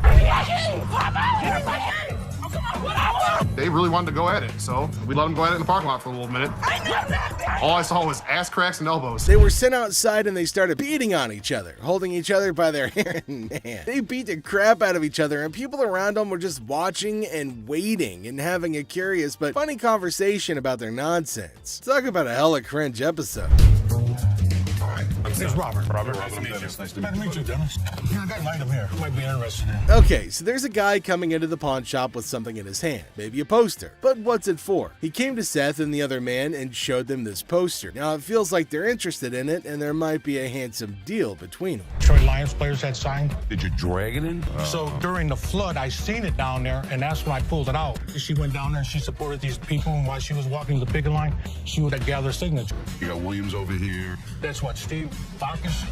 This is the first time a guy actually brought in and I just got on the picket line because I'm on strike right now myself. We've been on strike for almost 3 months now. $1,000. He started describing the poster that's mainly about the protest of people in history, and it's got lots of signs of well-known people and has got a lot of worth. He explained everything in one go and demanded a heavy amount for it as it was really valuable to him. Seth told him that it's got some stains on it, and it's no doubt the same poster of historical strike, which made it worthy, but for him it might make a lot of difference. Hate the condition of it. I understand, and I gotta understand When it comes down to collectors, everything is about condition. Absolutely. And I'm sure if your dad saw this, jump on the heartbeat. Seth and the man explained that it's not about the worth that he's asking for, in terms of thousands of dollars, but it's also about the condition of the poster, and it's not in a very good one. The man is continuously arguing that it's got signs all over it. If Les has seen it, that he'll definitely be surprised and definitely pay more than $1,000. Well, as for Les, he just came in. Sharper. They need to make an effort to close these deals quickly. Through my research in that, I seen personally that one just like this, Minto, and he got $950 for it. Right, man. So if that was mint, why would you want $1,000 for this? He only had one signature. I have at least a dozen. But with this tear up here, Yeah, and the and condition it's in, the water stain on the bottom, it's just a hard thing to sell. Yeah, but even though it's in this condition, how many of it exist? Very rare. And it's uncertified. Right. You know. I'll sell for $5. Les judged the entire piece and told him that he's asking for too much, and later on they further described that it's torn from the top and the bottom, and it's also got damage and they can't pay more for it. But he still won't agree to pay for it. But he did say that he'd charge $500 off of the amount, but they couldn't reduce it any further. value. Let's make a deal. $75. No way. Who's gonna buy it from you? I'll just put it back in my basement, let it collect dust. Offering you just $100 cash money right now wouldn't make a difference, you're saying? 200. Nobody in life is ever gonna offer you more than us. According to Seth, it's a historical and cool piece and might be a profitable deal for them. So he asked the man if they'll pay $750 for it. But the man was stunned and said that they're paying too little. He said that you should pay more, but Les is arguing that no one can pay you more than them. You change your mind, we'll honor the 100. Which would you prefer, 520s or a $100 bill? 520 seems like more, wouldn't it? 520s. What's to me? 520s right now. 100 hours. Take it or leave it. 520s. Got a deal. $100. Thank you. Thank you.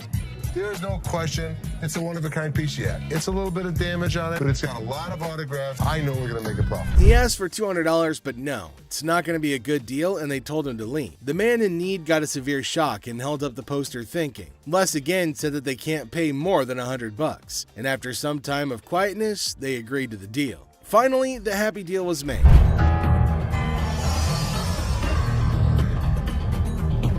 This is the guy? Right there. Here they come again. Les? Hi, how are you? I'm Attorney Kyle DeQueef.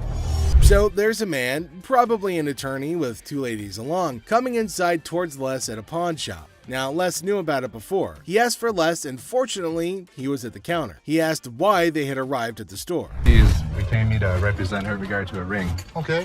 My client brought in a $10,000 ring here, and she wants to either collect the remaining money owed to her on the ring or get the ring back. She's got a receipt right here. This is a counterfeit ticket.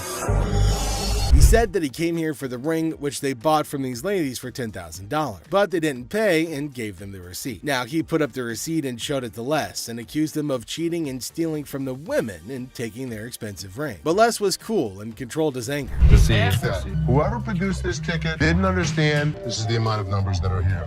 Okay. Number two is state law mandates that we print the law in a 12-point font. Okay. This is much smaller. That is some bull. It may be bull, but that's the truth. I don't know how I got mixed up, but There's the game-changing point. Les, after listening to him, explained that he will reveal the truth now by showing the real receipt that they had. He went and came back with real receipts that they've been giving to the customers. There, he spotted major differences. He notified him of the major changes in the receipt that he brought. The man looked rather weak and stunned in response. printing wrong or whatever, but this is the ticket he got from here. He didn't get it from him. He didn't get it from him. So now we just liars and we just come I'm in. not saying that you are. So you trying to send my son a liar? I wish I had better news for you, but... That's bull. That's bull. The numbers don't match up. The paper stack doesn't match up. This is a fake. Now you side with them. You're not representing us. If I don't get my ring or my money from them, how you gonna get paid? The attorney turned to the women, but oh my god, they're still accusing Les of having given them the wrong receipt and asking the attorney to take the money from Les. The man, being down on himself as you can see, argued with. The man showed the evidence to the ladies and told them that they were having the wrong receipt, but they continued to argue. The ticket, how about that? No, I don't believe that the store gave you this ticket. Nah, well, I don't believe you a real attorney. We ain't got it right. This bull. Somebody better give me my money. Yeah. He's my attorney. You, him, security. Have a nice day. Nah, you got me, bitch. Sorry, young man. The ladies started harassing both of them and started using personal attacks. They were all arguing amongst themselves. Pretty crazy. The attorney went back as he can't do anything for the ladies. How are you? I'm doing okay. What can I help you with? Either trying to get a loan on it or you guys can buy it. Trying to sell it for maybe like $150. $50. Why is it $50? The certificate and everything is in there. And the bag costs actually way more than that. Well, if you can tell, it's actually stained Okay. all through here. I'm trying to sell it for $150 or get a loan for $75 instead of the $50. Yeah, I wasn't interested in more than 50. If you know purses, then you know the As our unsuspecting customer strolls into the kitchen at chaos, little does she know what's cooking today. Ashley, patiently bracing herself for another round of absurdity, politely inquires about what the customer's looking to offload. The girl, blissfully unaware of the purse's actual value, confidently suggests a price that's almost a steal. It costs way more than Okay, but I'm not going to pay you for the amount that you think it's worth because it's stained. This is not one of the newer ones. This is not this season. I know about purses. It was torn. It was stained. It's not even the last season's bag. The thing is old. But you still willing to buy for $50 though, so if it wasn't worth And now the plot thickens. The lady asserts that if Ashley truly understood purses, she'd gladly accept the offered amount. However, Ashley, standing firm in her claim that the purse is torn and not worth more than $50, creates a hilarious clash of valuation difference. we even say $50. So they didn't say it wasn't worth. Can I talk to somebody else? I don't want to talk to your pepperoni looking ass. Can I get somebody My pepperoni looking at. Pepperoni ass? I don't even know what that means. She take a look at her own ass. Can I get somebody else to talk to? It don't even matter. I don't have to talk to you. And I don't talk to you either, so why don't you go home? Leave Can our I talk store. to somebody Nope. else? Why do I have to talk to you? Because You I'm the disrespectful. manager. I'm disrespectful and you call me a pepperoni ass? Ugly ass bitch. F you. And it's time to cue the drama. Ashley throws out the bold figure of $50, and it hits the customer like a curveball she wasn't ready for. Feeling the heat, our lady teeters on the edge of diplomacy and blurts out the unforgettable line. She labels Ashley a pepperoni ass and decides that she'd rather chat with anyone but her. Talk about spicing up negotiations. 3 males walked into a pawn shop. One of the suspects stood at the door as a lookout while the other 2 suspects walked directly over to the display cases. So, like, these 3 guys roll into the pawn shop, just casually strolling in. The other 2 guys, they head straight to the fancy display cases. It's all got suspicious vibes. And then, bam! One of them whips out a sledgehammer and starts smashing the glass. Things are starting to get pretty wild. At some point, a customer from the place is seen leaving calmly while the lookout tells her to hurry up. The suspects appeared to be wearing heavy-duty gloves in order. At one moment, a person from the shop strolls out all calm, and someone's keeping an eye on her, urging her to speed up. The people thought to be involved seem to have on these tough gloves, maybe so they don't get any cuts. Not to get cut while removing the glass from the cases. Both suspects placed the jewelry and many other valuables in the bags. So when they took off the glass from the cases, both of them put the jewelry and lots of other valuable stuff into bags. After that, they hightailed it out of the store in a black Mercury marquee. Case at? Where the case at? Where is it at? Where you put them on? The guy storms into the pawn shop all worked up and starts shouting about a missing case. He's demanding to know where it is, and he appears to be accusing the staff of removing. The feeling of stress in the air is increasing, and it's obvious that something is wrong. We do not take games. Take your wise my damage to that's the way it came in like the kids. I know. You gonna act like I ain't got no sense? He's accusing us of taking games out of his unit. Look at the ticket. It never said with game. The atmosphere gets even more intense as the guy accuses the pawn shop of messing with his games. Les, the cool guy at the pawn shop, stands his ground. The customer's getting more agitated, making accusations and even talking about blowing up the place, which is just adding to the chaos. At that point, man, you can get your arms up off belly and none of your body parts on you, bro. After all the stress I have, the last thing I need is a customer causing a scene. Despite the escalating situation, Les stays calm. He tries to talk sense into the upset customer, especially with a big event coming up the next day. I know how to mother walk. I ain't illiterate because I ain't part of the week, and y'all motherfuckers in my middle and putting them motherfucking games in there. And you wasn't even standing there when I paused it. Somebody need to blow this place up. It's time to go, sir. You ain't gonna get my window. I'm not. Let go. Can I get my weed? Don't get it for you, don't worry. You're making a threat like that? The situation becomes alarming when the upset customer makes a threat to blow up the place. Les, rightfully concerned about the safety of everybody, asks the guy to leave. Security becomes a priority, and the customer's demand for his belongings takes a backseat to the potential danger that he's creating. It's a challenging moment for Les, who's just trying to manage the chaos caused by an irate customer. How's it going, man? What's going on, man? Everything good. How about you? I'm doing good. Good. What can I do for you? Let me get at least like 400 for this watch right here. What can I do for you today? Can I get like 400 for this watch right here? It's worth $820. Les, chilling at the pawn shop, notices a guy walking in, watch in hand. Les, being friendly, asks how things are going. The guy, hopeful, wants $400 for his watch. Les, the cool pawn detective, calmly discusses the watch's worth, revealing it's valued at about $82. Yeah, man, tell me the truth. What'd you really pay? Telling you the truth, man. Come on, give me four for this watch, man. Come on, man. We deal in high-end watches. This was worthless. Nothing for us to deal with. Come on, give me like $450 for this watch. You're yelling at me. I got a baby on the way, dog. Congratulations. I'm sick of living at the crib, man. My girl on my head. The negotiation heat rises as the guy insists on $400, but Les suggests $7. The guy, pleading and sharing his life story about a baby on the way, asks for $400 again. Les stands firm, offering him the same price, which leads to a bit of yelling. The guy, feeling frustrated, calls the place bull ass and expresses his discontent. You want $10? Oh, no. How the do with $10? I have no idea. Go to Coney Island. Give me Coney Island $10. is good. No, Coney Island on $10. Got a baby on the way to go do this to me, dog. What you looking like a crazy fool? The tension escalates, and the guy feels disrespected, using strong words and even threatening Les. Les, staying cool, suggests maybe he should have been given $400, hinting at a broken lamp that needs payment. The situation gets intense, with the guy considering if he should have taken the deal. Cash for this watch, man. 400? Oh, I'm sorry. This is a bullshit-ass place, man. This whole ass place, dog. Excuse me. You call it what? You call him a bitch? You? I'll knock you the out. You don't know who you talking to. Tell me. Dog, don't touch me, homie, dog. Touch me, dog. Then maybe he would have been able to pay me for the lamp that he broke. Yo, I'm off you, dog.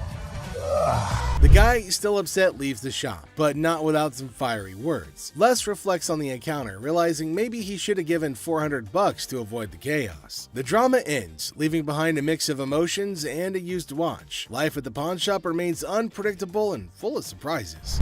How you doing today? Hey, pretty good. How are you? Real good, thanks. I'm Les. That's Randall. How are you? Randall, oh, you got a hell of a grip. Wow. What the hell is it? Call it a ring. Okay. I didn't think it was a bus. How'd you get it? I just got it. This guy smelled like a brewery. Okay. How much did you want? I'd like $500 for it. Why? Why? Because I need it. Yeah, I got you. 2 DUIs. A person walks into the pawn shop, catching Les's attention. Things start getting interesting right away. The person wants $500 for a ring and shows it to Les. Les, being curious, asks where the ring came from and why they want to sell it. The person gets really mad when Les asks questions. The intensity in the air rises as the person angrily explains why they're selling the ring. Les stays calm, making it a surprising and dramatic moment in the pawn shop. Well, if it was gold, I'd give you more than $500, but it's not real. I know it's worth $500 and you're gonna give me $500. Well, actually, if this was gold, but it was brass, it had no value. I understand. You have court issues. The problem is, I need $500 for it. I'm sure you do. Man, I don't know why you do. As the conversation continues, Les drops a bombshell. He tells the person that if the ring were real gold, he'd offer a whopping $2,500. Feeling a glimmer of hope, the customer suggests, just give me the $2,500 then. Expectantly awaiting a positive response, Les, with a touch of humor, reveals the harsh reality. He explains that the ring is fake, not even worth $500, and he won't pay that much for a counterfeit ring. You gotta give me something for it. I can't give it to you. I'm sorry. Give it to me anyway. Man, you can give me something for it. No, you give me something Just don't for beat it. on the glass. This guy was drunk. You give me that ring back. Give me that. It's the. I ain't going nowhere. Man, get away from me. Get out of here! You man.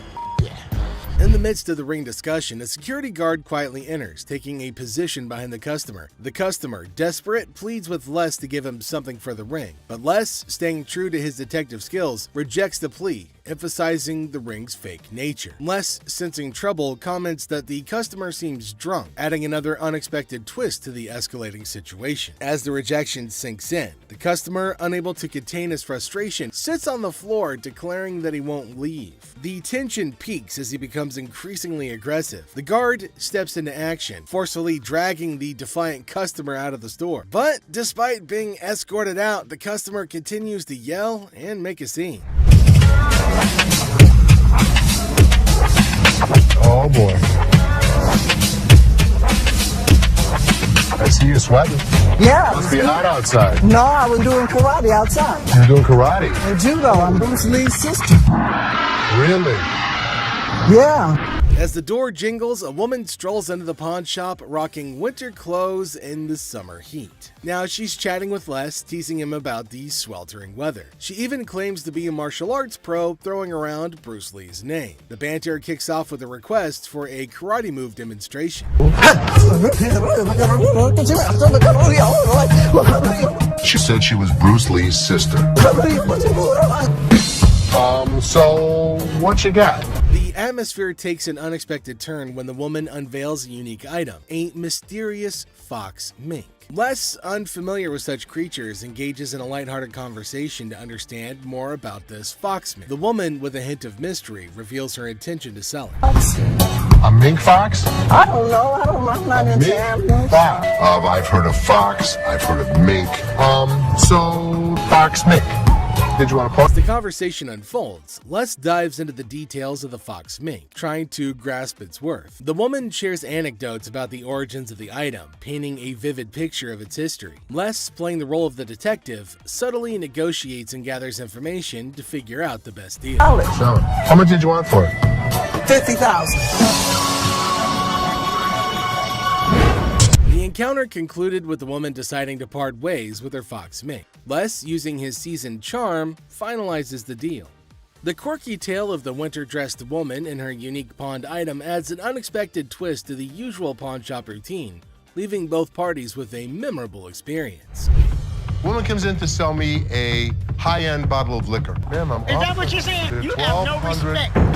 When you want to take a person when they down, fit the liquor inside the bottle. and anytime you're going to belittle a person. Ma'am, I didn't belittle you. As the door chimes, the woman confidently walks in, clutching an empty liquor bottle. She aims for a bold move, attempting to pawn the bottle for a cool $100. Les, with his discerning eye, swiftly rejects the proposal, explaining that a filled bottle would fetch a better price. The woman, not thrilled with the response, raises her voice, demanding respect and expressing her discontent. I'll give you $100. It's not worth more than $100. Especially when you say I wouldn't give you $100. Don't you ever walk up to my dad. Hey, baby, don't point your finger. Life after this, don't you dare ever come in here again. In my face. I don't care, you're in my dad's store, and don't you ever think about coming in here again. Turn your ass around, badass out the door now. Nowhere, Ashley steps up like a superhero. Now, she doesn't just cool things down, she straight up shuts the woman down. With confidence, Ashley tells her to leave and never come back. Suddenly, the chaos turns into quiet, thanks to Ashley's quick and firm action. Son of a bitch. Where the hell is he? Rich! He's on the floor. People are waiting to pay us for their merchandise. He's not there. We're losing money. I'd had Rich's back. In the heart of the pawn shop, Les faces a moment of frustration and disbelief. The absence of Rich, a trusted ally for over 2 decades, leaves Les feeling betrayed. The urgency of customers waiting to make payments adds to the tension, and the weight of loyalty becomes a central theme in this unexpected turn of events. Since the first day he came here, over 20 years ago, I feel betrayed. Didn't I just have an employee meeting to tell everybody that they need to step up on their game? I'm watching you and Bobby J talk to these 2 girls. You're out there trying to sweet talk them, trying to bullshit with them. I'm looking for you in layaway. Where the hell are you? I gotta sit in layaway all day long and just wait for something to happen. As the minutes tick away, the atmosphere inside the pawn shop grows more intense. Les reflects on his long-standing support for Rich, highlighting his sense of loyalty that spans a quarter century. He recalls a recent employee meeting where he emphasized the need for everyone to step up their game. Disappointment and frustration seep into his words as he confronts the situation, a pawn shop mystery intertwined with personal and professional loyalties. I'm watching you and Bobby J talk to these 2 girls. They're out there trying to sell their jewelry. You're out there trying to sweet talk them, trying to bullshit with them. They end up walking out the front door. You put me in a position that you were the next to go. In this pivotal moment, Les delivers a stern warning to a fellow employee, Bobby J. The scene unfolds with Les observing interactions and attempts at sweet-talking customers. The threat of termination looms as he recounts the consequences of letting down the team. The dialogue underscores the severity of the situation and the potential impact on job security. Tension rises as Les grapples with the repercussions of the unfolding events. Rich, I'm out. Tell your dad to off. You up your job. As the confrontation escalates, Les draws a line in the sand. The ultimatum is clear: compliance or termination. The final seconds capture the raw emotion and frustration of a loyal employee who feels unappreciated and misunderstood. He knew he was in trouble once we walked through that door. Joe, did you steal from me? Tell me the truth.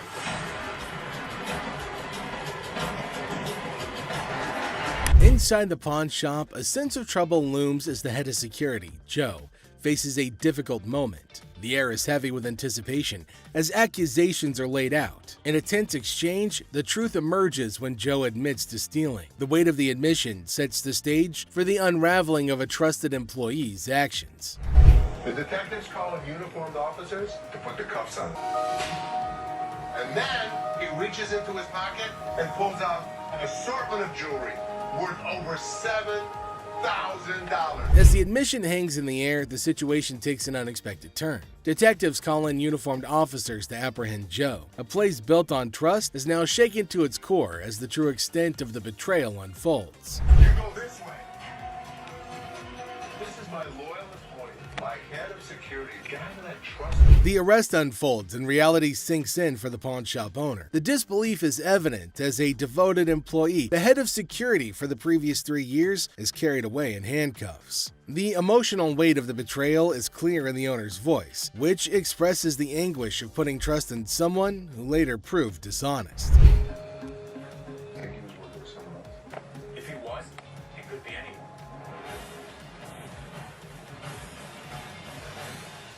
As the scene unfolds, questions linger in the air. The owner ponders the possibility of Joe working with someone else, leaving the situation shrouded in uncertainty. The aftermath of the betrayal raises concerns about potential accomplices and adds another layer to the unfolding drama. The final seconds leave the audience in suspense, contemplating the true extent of the security guard's actions. Are you her customer or mine? I'm talking to you. Come on. This lady got so irate because she wanted to be next in line. She wanted to be first. She felt that she was the most important out of every customer. You're next in line, so let me be right with you. Okay, well, come on. It doesn't matter. What the are you? You're not the police. I can talk to whoever I want to talk to. What are you going to do? You offer it now. In the opening scene, Ashley is at the counter with a lengthy line of customers. A sudden disruption occurs when a black woman attempts to cut in front of everybody else. Ashley confronts her, asking, "What are you doing?" The woman becomes upset, but Ashley firmly asserts, "You can't do that stuff here." Goodbye. Come back here. Let's talk right now. Take the receipt. What would you like to do with it, ma'am? I want to pay. Well, you have to go to those windows. I'm not. No. I I come to this line any other time. Not at this window. Okay, well, I'm not going to stand in the line. In the wrong line. Get in the other line. And I'm not going to get in another line. I'm going to walk straight up to the damn window. We won't take you. The woman continued standing in line at the counter. Les approached her, inquiring about the situation. She explained that she wanted to pay, but refused to move to the next window. Les informed her that in the pawn shop, crossing others in line isn't allowed, emphasizing the importance of waiting your turn. Care of you. Well, y'all just told me something. See this lady here? All the other customers. Okay, and I always come to this line. I'm sorry. You have to stand in the other line. Okay, well, I'll be back before y'all close. You can do whatever you want in this line. She can't. Can't wait your turn. We'll be back later. Following the interaction, the woman eventually complied and moved to another window. Les, taking action, instructed the workers at that window not to accept their payment. He firmly directed the woman to wait in line like the other customers, reinforcing the shop's policy on fair and orderly transactions. Thank you, sir. Thank you. Thank you. Thank you. Yeah, jackass. Take your bitch. Take yeah, that's you. And get it. You. You make me. Sir, we don't want please. this. You can take this stuff. Sir, listen. Listen. I don't know what the problem was. As the interaction begins, the customer expresses gratitude, but the tone takes an unexpected turn. Tensions rise as the customer's language becomes confrontational. The shopkeeper, addressing the situation calmly, refuses to tolerate mistreatment. The dynamics shift from appreciation to conflict, showcasing the challenges of customer service in a brief yet intense moment. Came in here, tried to spend my money is what I did. That's what I did. Okay. And come instead of trying to come in here, I'm not even talking to you. I need a liver transplant. Why? Seriously? They didn't even look at these cards. Sour Patch Kids. The narrative unfolds with the arrival of another customer, visibly intoxicated. The shopkeeper navigates the encounter with a mix of tolerance and assertiveness. The customer attempts to engage in banter, revealing signs of alcohol influence. The shopkeeper, unswayed, maintains composure and subtly addresses the situation, highlighting the challenges of dealing with individuals under the influence. I'm not even out here until I get this $30. Not paying on my... Wow, 50 for that. Jeff, take him out, please. Better not put it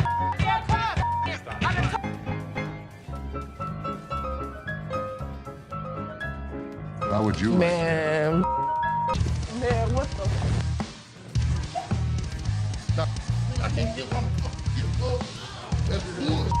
In this segment, a discussion ensues about cards and a potential liver transplant. The shopkeeper encounters a situation where the customer's intentions are unclear. Misunderstandings arise, and the shopkeeper skillfully navigates the conversation. The dialogue touches on humorous elements while portraying the complexity of communication in a retail setting. I might not make it in this What, is it, ma'am? Is it? I don't know. You tell me. Man, come on, you the dude with the ponytail? The wife's racking my nuts on my pillow phone. Conscious. Two earrings in your ears. Does it matter? Just take it off, put it with mine a little bit, let it get a little bit more weight to it, and go ahead and give me my money. Does that make sense? Right this way. Man, you can't come back. Damn this! Go out my way now, one of y'all touch me. I'll break this. I'm more than happy to go to the ends of the earth for you. When you come in like an ass, you be walked out like an ass. The scene takes a surprising turn as the atmosphere shifts. The shopkeeper reassures the customers that, despite challenges, the store is dedicated to going the extra mile for them. The encounter, starting with tension, concludes with an assurance of excellent service. This final part encapsulates the roller coaster of emotions within a brief time frame, showcasing the highs and lows of customer interactions. You need some help today? Man, how you doing, brother? What's the deal on this TV here? This TV right here is $400. $400? Yeah. I was in here 2 weeks ago, sold you this mother for $90. Now you gonna ask me $400 for it, man? In the electronics section of the store, a customer named Robert engages in a conversation about a TV with the store employee. The casual tone sets the stage for what seems like a routine interaction. The customer questions the TV's price, sparking a humorous recount of a previous encounter where he claims to have purchased the same TV for a lower price. Are you kidding me? So you're making a $310 profit off me? Bull, man. Can I help you? Who are you, man? I come in here 2 weeks ago, just like I told this. Gentlemen. Do something with your hair, man. And then y'all gonna sell it for $400. You gonna make that much profit off me? As the dialogue unfolds, the customer expresses dissatisfaction with the marked up price, claiming the store will profit significantly from his purchase. A manager steps in, attempting to resolve the situation. Tensions rise as the customer questions the legitimacy of the price hike and demands a resolution, emphasizing the financial disparity between his purchase and the intended selling price. Brother, Where's your receipt? can you not understand English, my No, brother? I can't, my brother. I don't believe that he wants a TV for nothing. I'll just take the TV, man. No. The customer threatens to take the TV and leave without making a purchase. The manager issues a stern warning, asserting that any attempt to take the TV without completing the transaction will result in immediate removal from the store. The confrontation takes an assertive turn, with both parties standing their ground. Once I get this TV. Man, get above me. Man, get off me. Man, get off me. Get my damn my damn shoe, player. Y'all got my shoe. You got my money. It's joint. This guy was acting like a total baby. He wanted attention and he got it. Despite the warnings, the customer decides to leave the store, expressing discontent with the entire experience. He accuses the store of mistreatment and vows never to return. The situation concludes with dramatic flair as the customer exits, leaving behind a sense of dissatisfaction and a promise never to return. How are you? I'm good. How are you? Well, actually, I'm not doing so good. No? My grandma just passed. I'm So I sorry. was like hoping to Okay, so whose ring is this? my grandma's. Oh. So you want to just pawn it, right? Because you want to be able to get it back? Yeah. Okay. Do you have anything else? It's not real. What you mean it's not real? It's not real gold.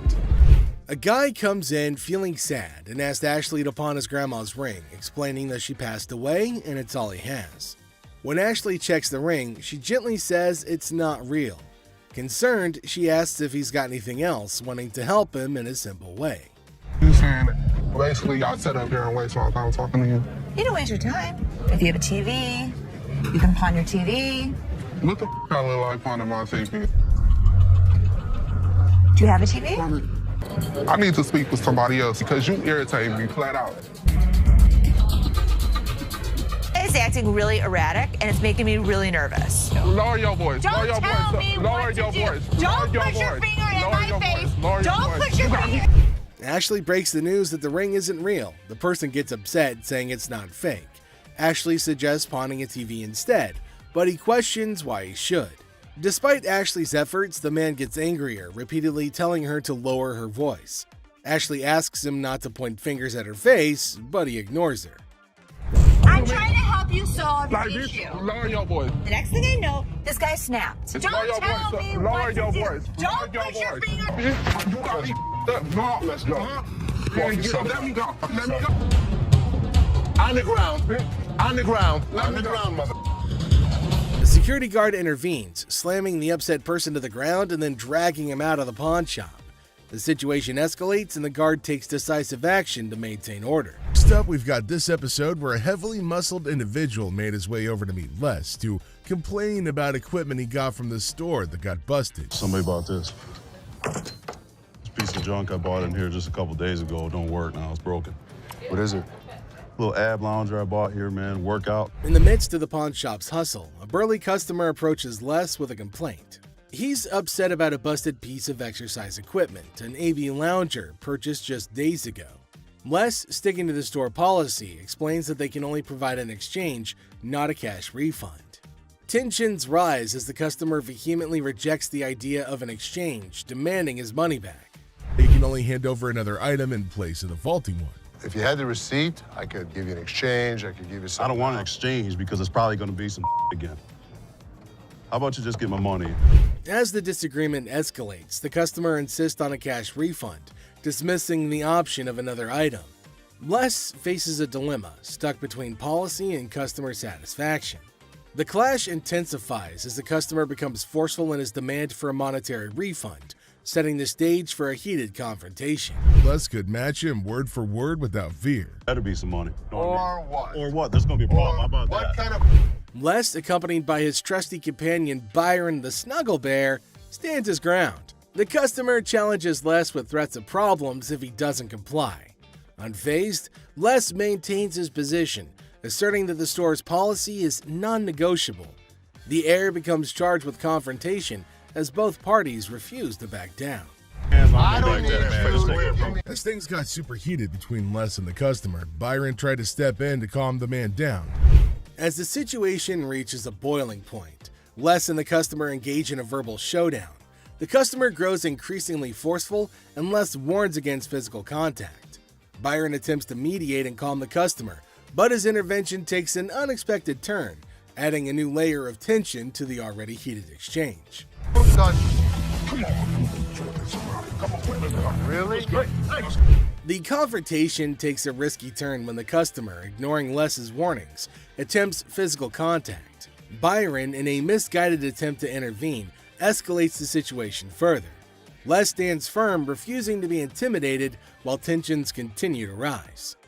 Les questions a man's marriage. Les uses a customer's words against her. There's trouble in the office, but Les reminds Seth that he's the boss. Les kicks off the day questioning a man's marriage, using customers' words against her.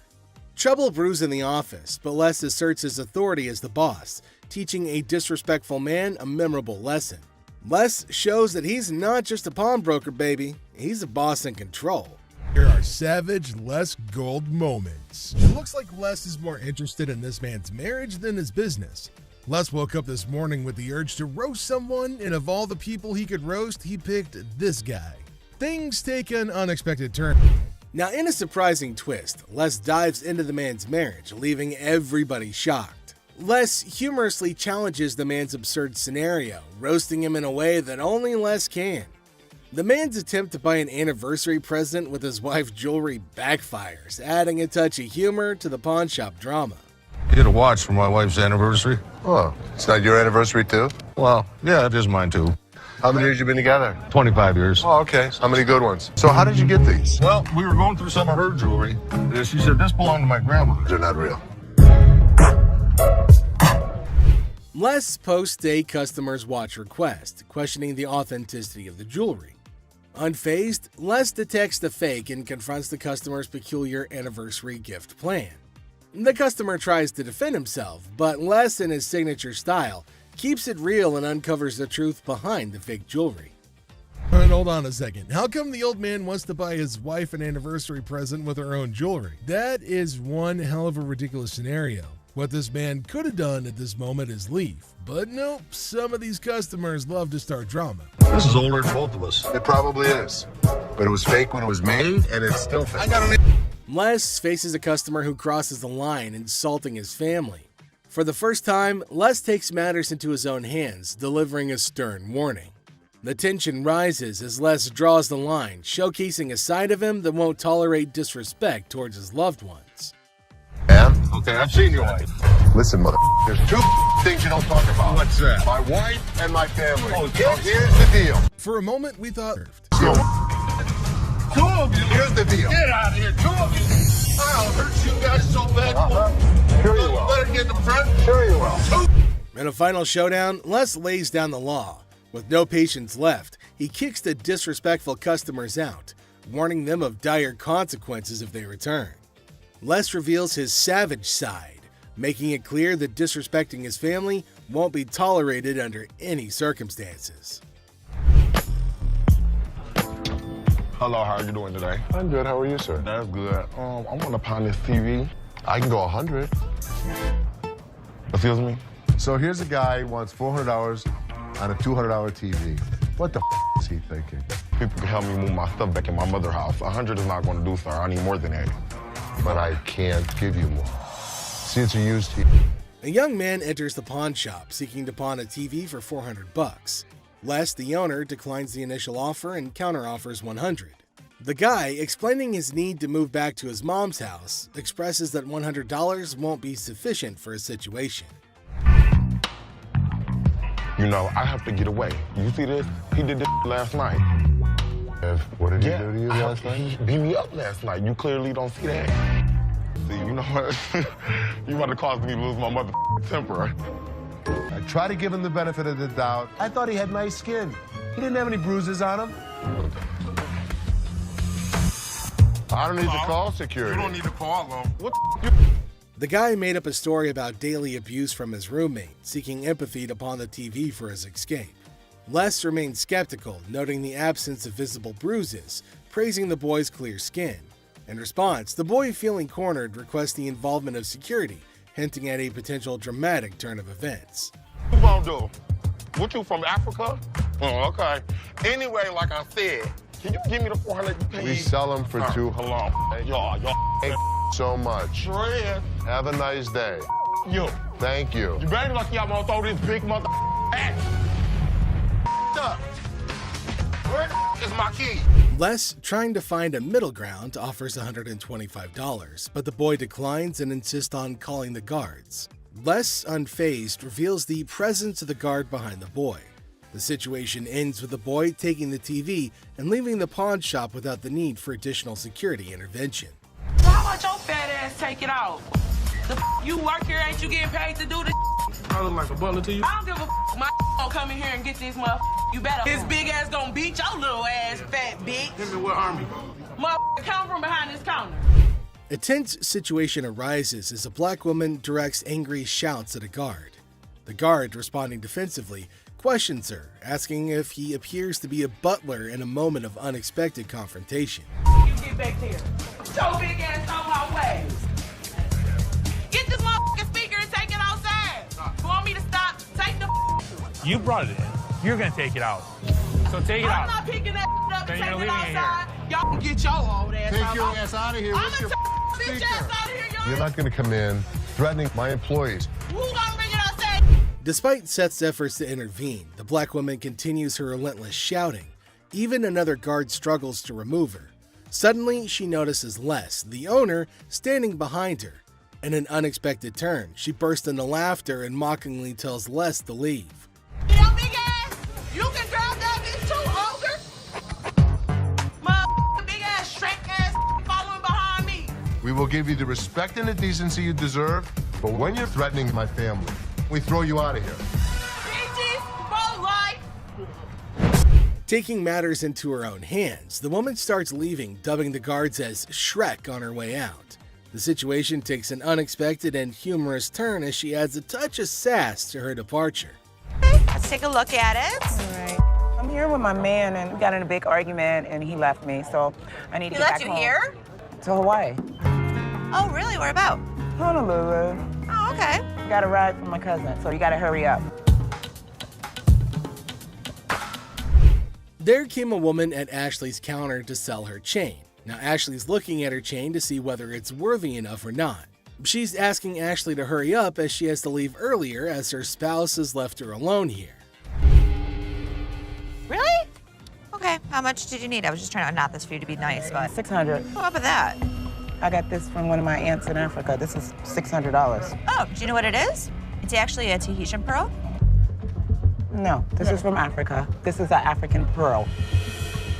Ashley asked her how much she wanted for her jewelry. Now the woman said $600, which is a lot more than Ashley was willing to spend, since Ashley said that it's not an African stone, but the woman was arguing that it was. 600. My ticket cost $600. That's how much I need. Do you have anything else? No. Excuse me? No. Ashley told her that they're not African pearls, so it's not worth $600, but far less. It was at this point that the woman started acting rude. Ashley got shocked at her stupidity and rude behavior. Eventually, she started behaving really bad as Ashley got angrier. What's gonna happen next? 600 or not? You can't get 600 on this. Okay. And also, don't call me a bitch. So you mean to tell me that this ain't worth a mother thing? That's not what I said. It could be worth something. Okay, can I get $5.99? No. Some kind of problem? Okay. Exactly. Can I get $600 No, or you not? can't get anything. Okay, can I You get can't talk to her like this. You can't get...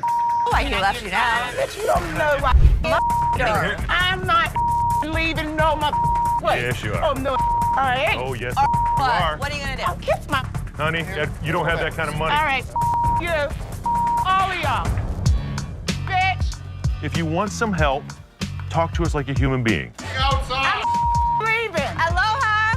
Who the they think they is? Them. Which jewelry for my daughter. Her birthday's in like 2 weeks. For sure. How old is she gonna be? She's gonna be 12. She's gonna be 12. Yep. Do you want a Kleenex? I've got allergies, man. I itch like super bad. I'm not picking it, I promise. Okay. We have a heart one that's really pretty. Can I see it? There came a man to Ashley asking for something to buy for his daughter. Now, he inferred that she's about 12 years old and he wants something interesting for her. But he's constantly picking his nose, which was making Ashley cringe. He's not stopping from doing such cryptic things, but he's constantly doing it in public. Ashley asked him to let her know if there was something he was interested in buying for his daughter. Look at it. How much you want to spend? Like 100, 150, but 75. can I touch it though? That's bull. I was charging him like $75 on this watch just to give him a deal so he didn't have to touch it with his snotty hands. Can I see the sanitizer for a second? Now, the man selected a watch, but Ashley didn't want him to touch anything with his dirty hands. She asked him about his range and he said he wants something under $100, and the watch was $75. The man didn't agree to buy it. Now, Ashley's just getting furious over his silliness. I'm gonna use sanitizer. Why don't you guys go yourself? I don't even care about the sale anymore. I just want him out of here. Ashley asked him to use sanitizer before touching anything in the shop, but he refused. And this is going to be a very serious problem. They're probably going to have a fight. Ashley got angry and asked him to leave despite no deal. She just wanted him gone. She didn't care for the deal or profit, but just getting him out of the shop. Well, then came the guards who made sure that he left, and Ashley used sanitizer everywhere on everything that he put his hands on. Well, that's it for today, everybody. Thanks for being part of the Hardcore Pawn adventure with us. We hope you like the drama and the surprises. Stay tuned for more pawn shop stories. See you next time. Welcome back to our channel, guys. No, let's go. Man, let me go. Let me go, man. Let me go. I need my money. What you so mad for? Go ahead. Man, they took my money, man. Today, we've got a wild ride for you on Hardcore Pawn with some idiots.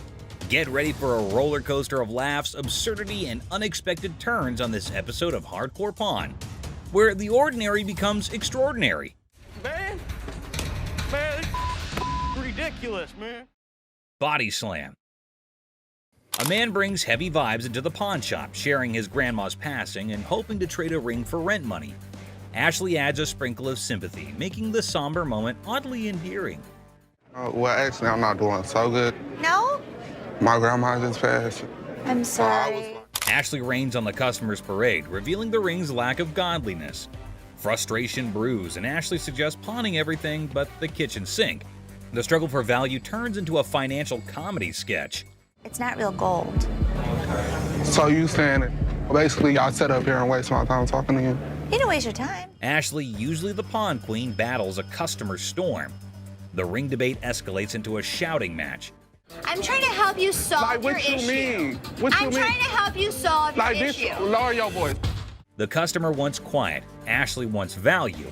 The result? Pawn shop opera in full swing. Don't tell me what to do. Don't put your finger in my face. Don't put your finger in my face. Enter Byron, the pawn superhero. Ashley's yelling fest transforms into a tag team wrestling match. No, let's go. Man, let me go. Let me go, man. Let me go. Bitch, I'll be back. Byron takes center stage, slamming the customer out the door like a disgruntled WWE star. Let me go. Man, y'all got me. It's a pawn shop drama with a security twist. People come in my face all the time and people like scream at me. Nobody's ever touched me. A $3 bill. Hi, excuse me. Yeah. Hi, I'm looking for a watch, maybe about $100. I got $100 to spend. Well, well, well, look at this drama unfolding in our favorite pawn shop. A woman struts in like she owns the place. The owner, trying to impress her, showcases some bling, and she's all ears. It's like a weird dance of possessions. That's really pretty. It's really Looks pretty. good on you. That was 100. 100? I'll take it. Okay. Things are heating up. The woman, feeling all high and mighty, wants the pricey watch. Negotiations are on, and after some back and forth, she says yes. Cash time, right? Wrong. Now we add tax on that. It's gonna be 106. All right. Here. Hold up, the plot twist is here. She pulls out a gift card worth $100 and thinks she's the queen of the Pawn Palace. The owner's face? Priceless. She's like, lady, are you serious? These are not our gift cards. What would you call it? It These says are preferred customer. No snap, the owner ain't buying it. He accuses the gift card of being faker than a $3 bill. Trauma alert. The woman's in denial, insisting it's legit. This is better than a soap opera. Apply $100 on it. That is not our gift card.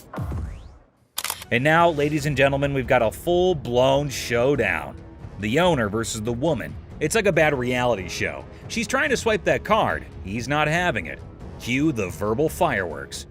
Okay, I'm not about to lose, Hold on all one right? second. Let me explain this I'm to her. not about to lose. I want the watch turn around and swipe. The tension is thick, and so is the irony.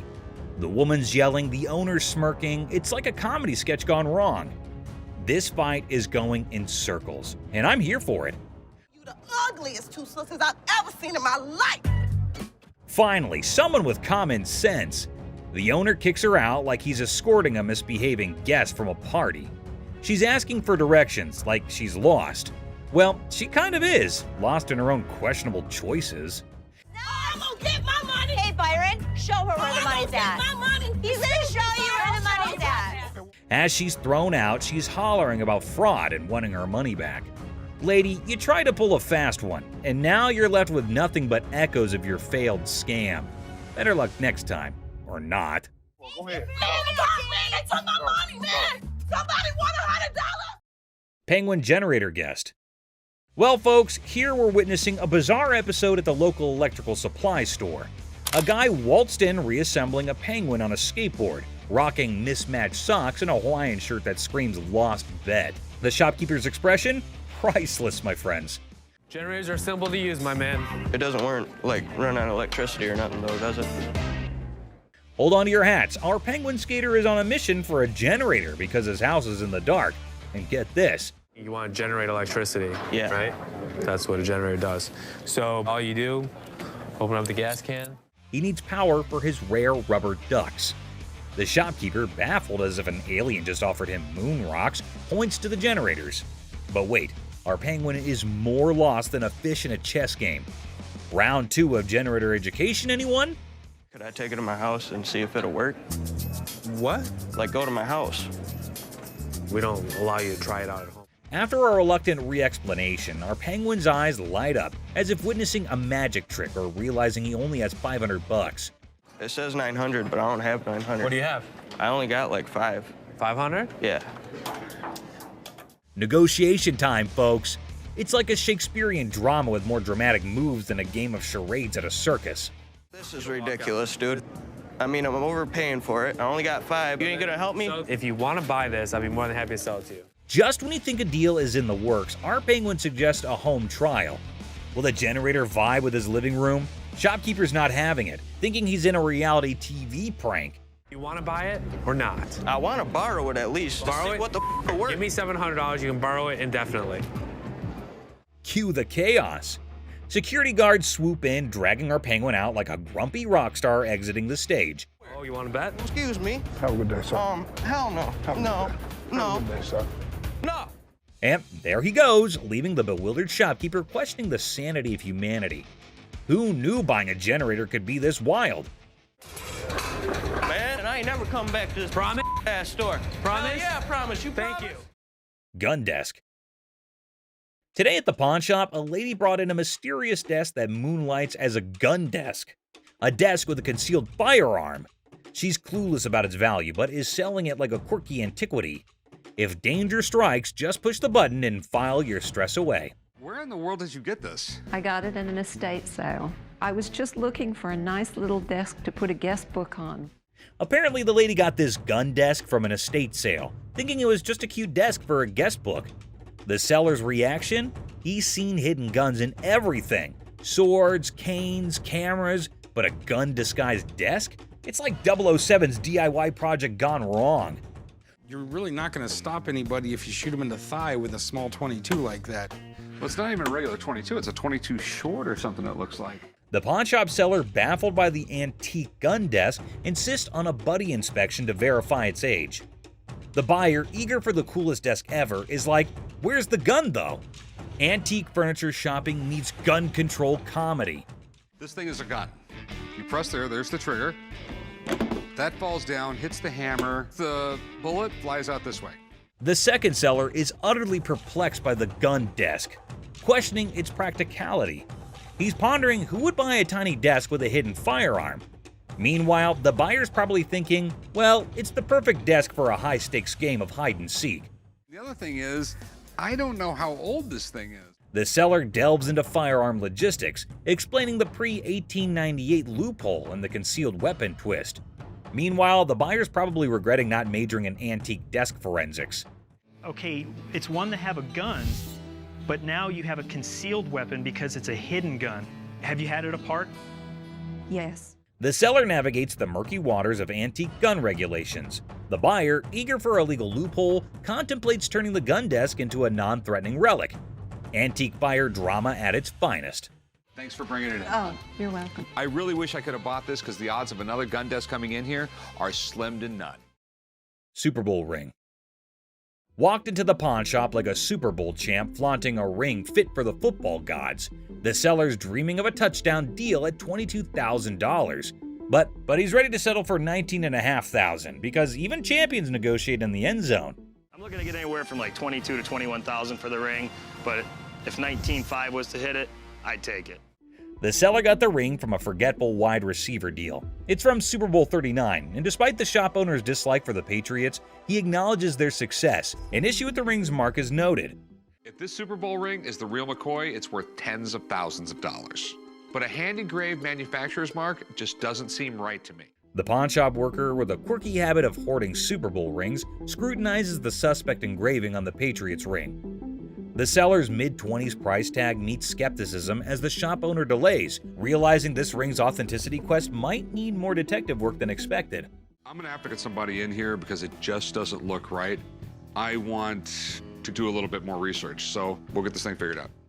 The seller's nervous about the big bucks, defending the ring's authenticity with player credibility. The pawnshop worker, still skeptical, calls in an expert, and in walks Jeremy, the ring detective, ready for some bling investigation.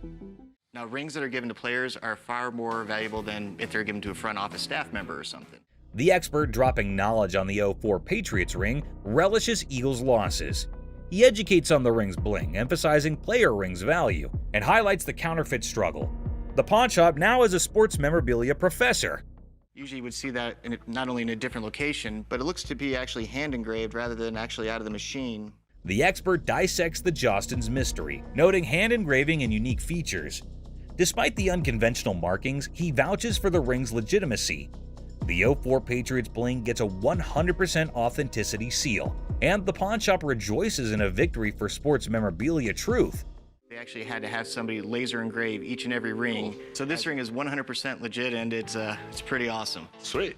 The appraisal moment arrives, and the expert places the 04 Patriots ring in the high demand category, estimating it between $30,000 to $35,000. Super Bowl rings from players such as this sell from about $30,000 to $35,000. Nice, nice. The seller, aware of economic woes, starts at $22,000. But the pawnshop owner, considering the long wait, bargains at $18,000. Negotiations roll with a counteroffer of $21,000, reminding the seller you don't have anything like this in your showcase. The ring dance continues. I go 21. You don't have anything like this in your showcases. I know you have a Patriots ring, but you don't have that Patriots ring. After intense haggling, the 04 Patriots ring lands in the pawnshop owner's possession for $20,000 cash. Family banter erupts over the new addition, turning it into a $20,000 paperweight threat. The ring battlefield unfolds. I'll give you 20 grand. Pass. 20 grand. Cash. $100 bills. Just because I need a Super Bowl ring for every one of my fingers. Deal. Deal. All right. German spy camera. At the start, the speaker enters a pawn shop and introduces the item, a 1950s German spy camera reminiscent of something out of Inspector Gadget. The brief mention of Inspector Gadget adds a touch of intrigue and playfulness to the scene. So how's it work? You adjust these little dials here depending on what you're trying to take your photo of. The focus shifts to the camera itself, identified as a Minox 3. The speaker highlights its compact size, likening to a cigarette lighter. If you give a 10-year-old a camera and say it's not just a camera, it's a spy camera, it probably got you out of your parents' hair for a couple hours a day. The customer expresses the purpose of their visit to sell the 1950s Minox 3 spy camera. The stated price expectation is around $150, indicating the perceived value of the vintage device. With all this on there, it makes it completely illegal for me to have anything to do with it. Chopper loan negotiation. So how can I help you? Steph, I got this. I can help him. I got it. How do you think you know more about silver than I do? I know how to price it. I know exactly how to. In a high-stakes confrontation at a jewelry counter, emotions flare as two individuals argue over expertise. Tensions rise with each claim about pricing silver, creating a chaotic scene. $30,001. No, it's not the $1. 30 grand. I'd like to say yes. Listen, 40 or 20. Let's flip a coin. The scene shifts to a pawn shop where negotiations over a custom-made chopper motorcycle take center stage. The owner seeks a loan, facing financial struggles and desperate circumstances. What are you doing? What you got? See if I can get a loan on my chopper. It's a 113 motor. The motor alone was $7,000. The stakes rise as a coin flip determines the fate of a $20,000 loan for the chopper. The tension escalates, showcasing the unpredictability of financial decisions and the impact on the customer's life. I've seen a lot of motorcycles come in here, but I've never seen one like this. Okay.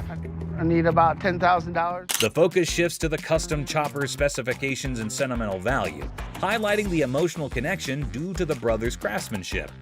The negotiation becomes a delicate balance of compassion and financial reality. On a loan, about $5,000. Paying off both, or I mean, 5,000. I'll go 5,500. all right. Deal. All right, we'll get change you luck. 5,500. The episode concludes with a deal struck at $5,500 for the motorcycle. Despite falling short of the initial request, there's a glimmer of hope for the customer, bringing a mix of relief and uncertainty. Misguided price pursuit. Look at that. Is it real? Well, you gotta pull this. Pull that. Try pulling that. I don't know how much that is. You got nothing. Two black women enter a pawn shop and discover a game machine.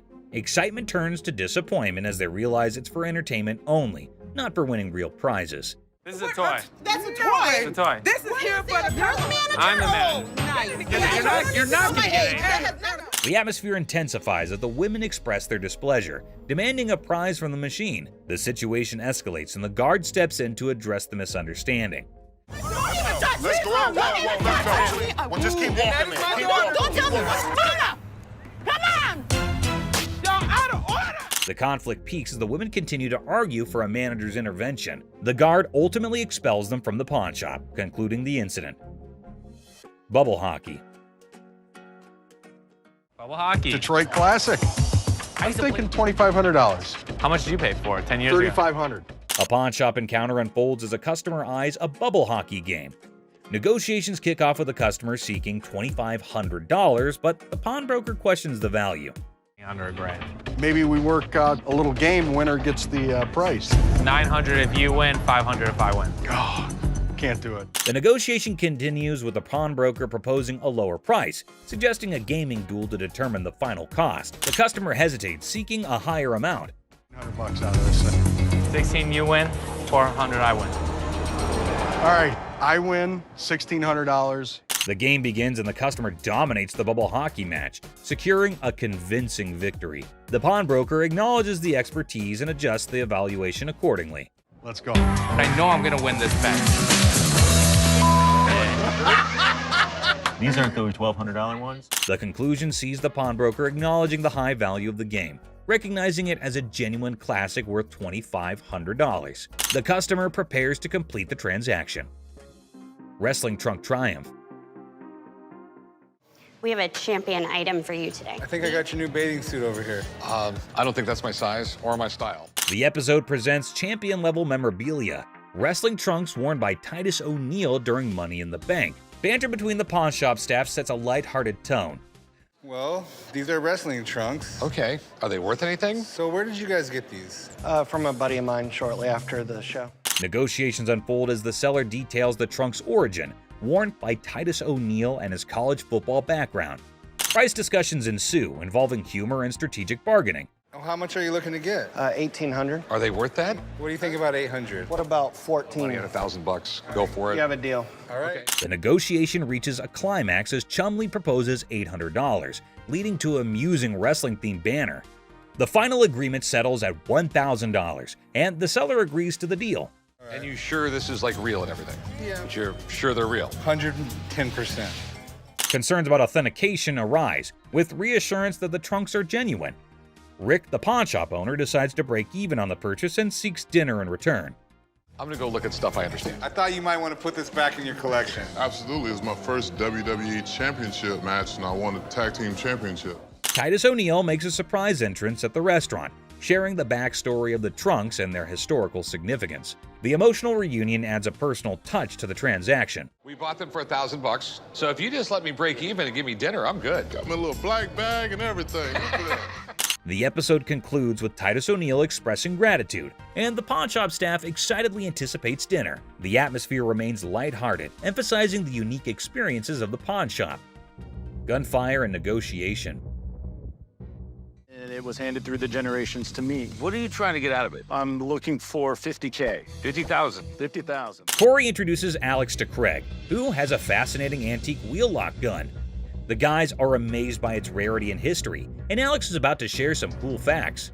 Man, this is stunning. Dating from about 1600s. I've never seen anything like it before, but he's asking $50,000. Alex dives into the history of the wheel lock, revealing it's a German-made firearm from the 1600s. Craig is nervously considering a $50,000 price tag. Alex suggests a test at the range. Yeah, this is special. I love this wheel lock. And you still want 50 grand for it? Absolutely. After research, Alex discovers that the gun belonged to a Prince Archbishop's personal guard. The guys head to the range for a nerve-wracking but successful test, and Craig's asking prices discussed. Nice! What do you think it's worth now? I think it's $40,000. In a quirky twist, Corey notices devil emoji targets for a gun designed to protect a Prince Archbishop. The gun fires impressively, and Alex estimates its value at $40,000. Not as easily as I could do 30. I would go 32.5. We'll lose it over that. We'll do 32.5. The negotiation begins with Corey expressing admiration for the unique gun. After some back and forth, they settle on $32,500, striking a deal for the exceptional wheel-lock gun. Churchill letter. A historical dealer brings a Winston Churchill letter to the pawn shop. The seller's writing? Not so great. But hey, it's Churchill, and the drama begins. I have a Winston S. Churchill typed letter signed. Okay. A quirky twist. Churchill wrote to a food writer about a paperweight from Benjamin Disraeli. The pawn shop team dives into the historical circus, paperweights and all. Enter Steve, the expert, unraveling the mystery of Churchill's signature. The magnification saga begins, complete with ink flow discussions and hilarious attempts to decipher the genius's handwriting. A surprise appearance by a 1968 Jack Kevorkian Volkswagen van shakes things up. The chopper deal is done, but now Churchill's letter gets a comedic price tag dance. Negotiations, magnifications, and laughs galore. The thing I do like about this is it's got the writing on it, and I would put the value at the high end of that scope, so probably about $1,500. The final act, the pawn shop owner, a smooth talker, bargains down to $1,200. The deals are sealed and everyone heads off with laughs, paperweights, and probably a newfound appreciation for historical handwriting challenges. I think $1,200 sounds good. All right, it's a deal. Thank you, Mr. Harrison. Meet you right over there. We'll do some paperwork. Goofball. Our tale kicks off with a grinning goofball strutting into a watch shop, exuding joy like he just hit the jackpot. His guest snagged the ultimate timepiece. The shop's proprietor, eyes sparkling with mischief, unveils a watch that could outshine Big Ben. Our hero, wide-eyed like a kid in a candy store, marvels, "Wow," treating it like a time-traveling marvel. But oh snap, it's tagged at a hefty $75. Cold, hard cash, not Monopoly money. Undeterred, our bold hero eyeballs another watch, a jaw-dropping $599. His face? Priceless shock. Unfazed, he blurts, "Yes, I want it!" Then comes the knee slapper. He pulls out a crumbled $2 bill. The shopkeeper holds back laughter, educates him. "That's $2,000, sir." It's a $2 bill. Okay, and it's worth $2,000. You can practically see the gears in the guy's noggin spinning. desperately seeking a way out. Anyone up for a cash exchange? He suggests, madness twinkling in his eyes. The shopkeeper, smelling trouble, hesitates, perhaps a financial genius or a victim of too many cartoons. In a wild finale, our hero with a mischievous grin hurls absurd insults like, "You're chunky with a giraffe-like neck." The bewildered shopkeeper calls in the guard. Enter the guard, booting out the funny guy, leaving the shop in stitches. Hey, have a good day. Big Mouth is hungry. Unexpected drama.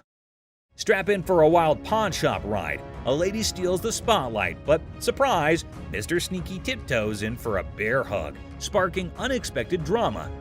Gasps echo as the leading lady jumps, but it's just a playful fella.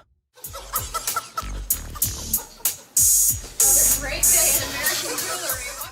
Laughter erupts. Who knew a pawn shop could be a comedy club?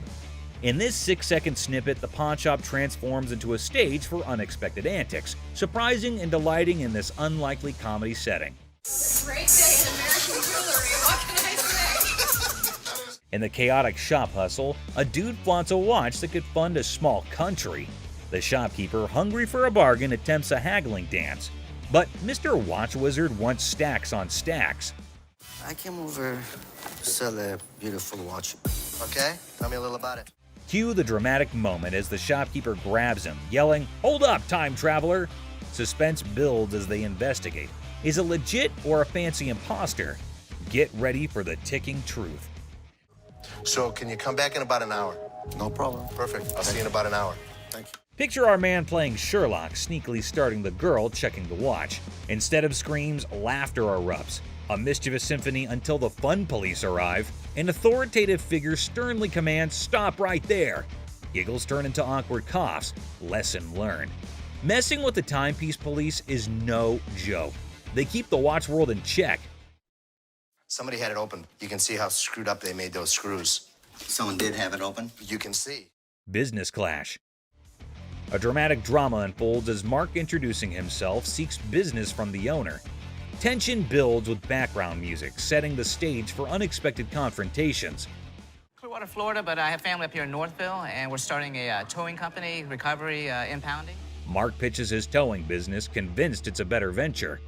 The owner, unimpressed, rejects the offer, leading to a clash of perspectives and business philosophies. Well, things happen. We don't have that problem because we have fences around the building. The owner dismisses Mark's proposal, asserting control over his domain. Well, I'm going to give you some paperwork to sign. I wouldn't sign anything because I don't need your services. The comedy irony emerges as Mark persists, unaware of the futility of his attempts to sway the determined owner. The owner bluntly shuts down Mark's pitch, labeling it a shakedown. Listen. No, you listen. You are not coming into my business and trying to shake me down. The dialogue becomes increasingly heated, with the owner refusing to entertain the supposed business opportunity. What would you call it? I call it a business opportunity. I'm not interested. Mark's exit is met with firm warnings from the owner.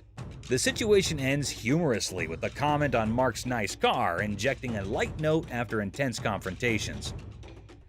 I'll be back. If I were you, I wouldn't come back. Whatever. The gym brawl. So, watch this hulking bodybuilder guy, all muscles and bravado, strutting into a pawn shop with this wrecked workout thing that looked like it went through a blender. He was like a peacock on protein, thinking he set up a magic muscle worm. The shopkeeper, a guy with a face as serious as a freshly waxed dumbbell, raised an eyebrow at the smashed-up widget on the counter. Hey man, I need to talk to somebody about this. This piece of junk I bought in here just a couple days ago don't work now, it's broken. Check out this masterpiece, our bodybuilder buddy declared, pointing dramatically at his broken workout thing. It's so messed up. I swear it's doing reverse squats by itself. The shopkeeper, squinting at the wreckage, deadpanned. Reverse squats, huh? Must be the newest gym craze. This thing obviously couldn't handle what I was doing on it, so 2 days later it don't even work, so. But our muscle hero was not giving up. Leaning over the counter, he claimed, "I want my money back." How about you just get my money, and then we won't have any more problems with this, but I need my money back. This thing's more of a comedy show than a workout. The shopkeeper, trying not to crack a smile, said, "Well, it's a one-of-a-kind piece, guaranteed to break the ice at any gym." Or what? Or what? There's gonna be a problem. How about what that? kind of problem is there gonna be? Oh no, that's like a WWE scene. Our bodybuilder flexed his words and shoved the shopkeeper. "Give me my money or I'll turn you into a cardio machine for a month." And just like that, the pawn shop turned into a wrestling ring. Don't touch. Come on, let's go. The shopkeeper, unexpectedly nimble, fought back and chaos replaced. It was like two sumo wrestlers battling for the last protein bar. Trying to play hero, two guards materialized out of thin air. They grabbed our bodybuilder and his busted gear, dragging them out. I got you. Bring a few more. All we needed was two. Bring all y'all out. Our muscle dude flailed around, still demanding his refund like a sad, deflated balloon. The pawn shop went back to normal. That's it, my man. Bring a few more. There's your machine, buddy. The art of negotiation. So let's see this guy walking into a pawn shop, allowing him to be the next big art dealer with a painting put away under his arm. He's giving off major, "I'm gonna hit the jackpot" vibes. The shopkeeper, with a sneaky grace of a cat burglar, checks out the painting like it's the Mona Lisa 2.0. Our confident guy also spins this wild tale about how the painting formerly belonged to Napoleon's pet goldfish, or some other crazy story. So what you got? I've got a painting from Peter Max. An original painting? Well, I got into a silent auction. The shopkeeper, poker-faced like a pro, goes, intriguing. You can virtually see dollar signs in his eyes as he dreams of making a fortune. Now comes the big moment. Confident guy bravely says, "I want $3,000 for this masterpiece." Let's see if she can close a deal. Yeah, what is the bottom line? 3,000. No way. The shopkeeper, still all mysterious and cool, smirks and says, "I can do 1,500, or you can hit the road." 1,500 and we got a deal. It's like a Western showdown, but with money instead of guns. It's a take it or leave it situation. The confident guy, looking a bit less sure of himself, decides to pull a classic move, pretending to discuss it with his imaginary art expert friend. Maybe it's an unnoticeable chum with an art degree.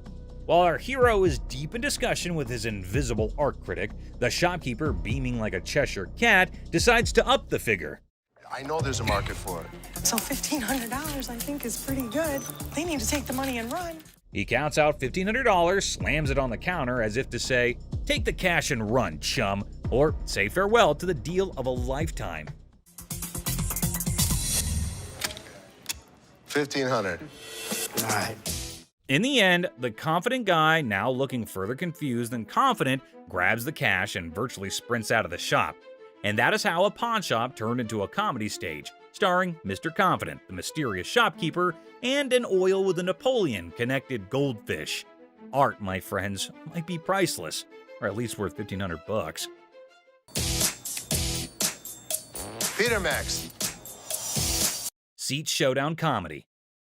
In a strange pawn shop turned into an airplane seat sale, things got wild when a gutsy and unusual woman decided to turn the whole event into a comedy show. Picture her like a sneaky cat strolling over to a chair and ignoring the "don't sit" sign as if it were garbage. It was as if your rebellious grandma suddenly took center stage, tossing caution and posters to the wind.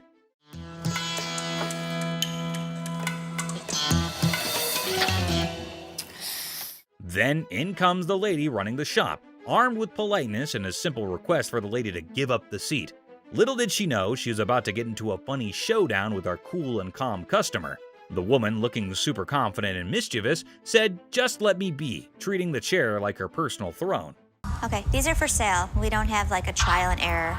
Okay, well, I'm not trying to buy them. I'm just trying to try them out. As if that was not funny enough, the secret guards jumped into the blend. The shopkeeper, determined to bring order back, tried nicely to get the bold woman out of her comfy spot. But our fearless main character was not having it, bravely declaring, "You cannot make me move." And what you can do is leave me the alone. Okay. Yeah.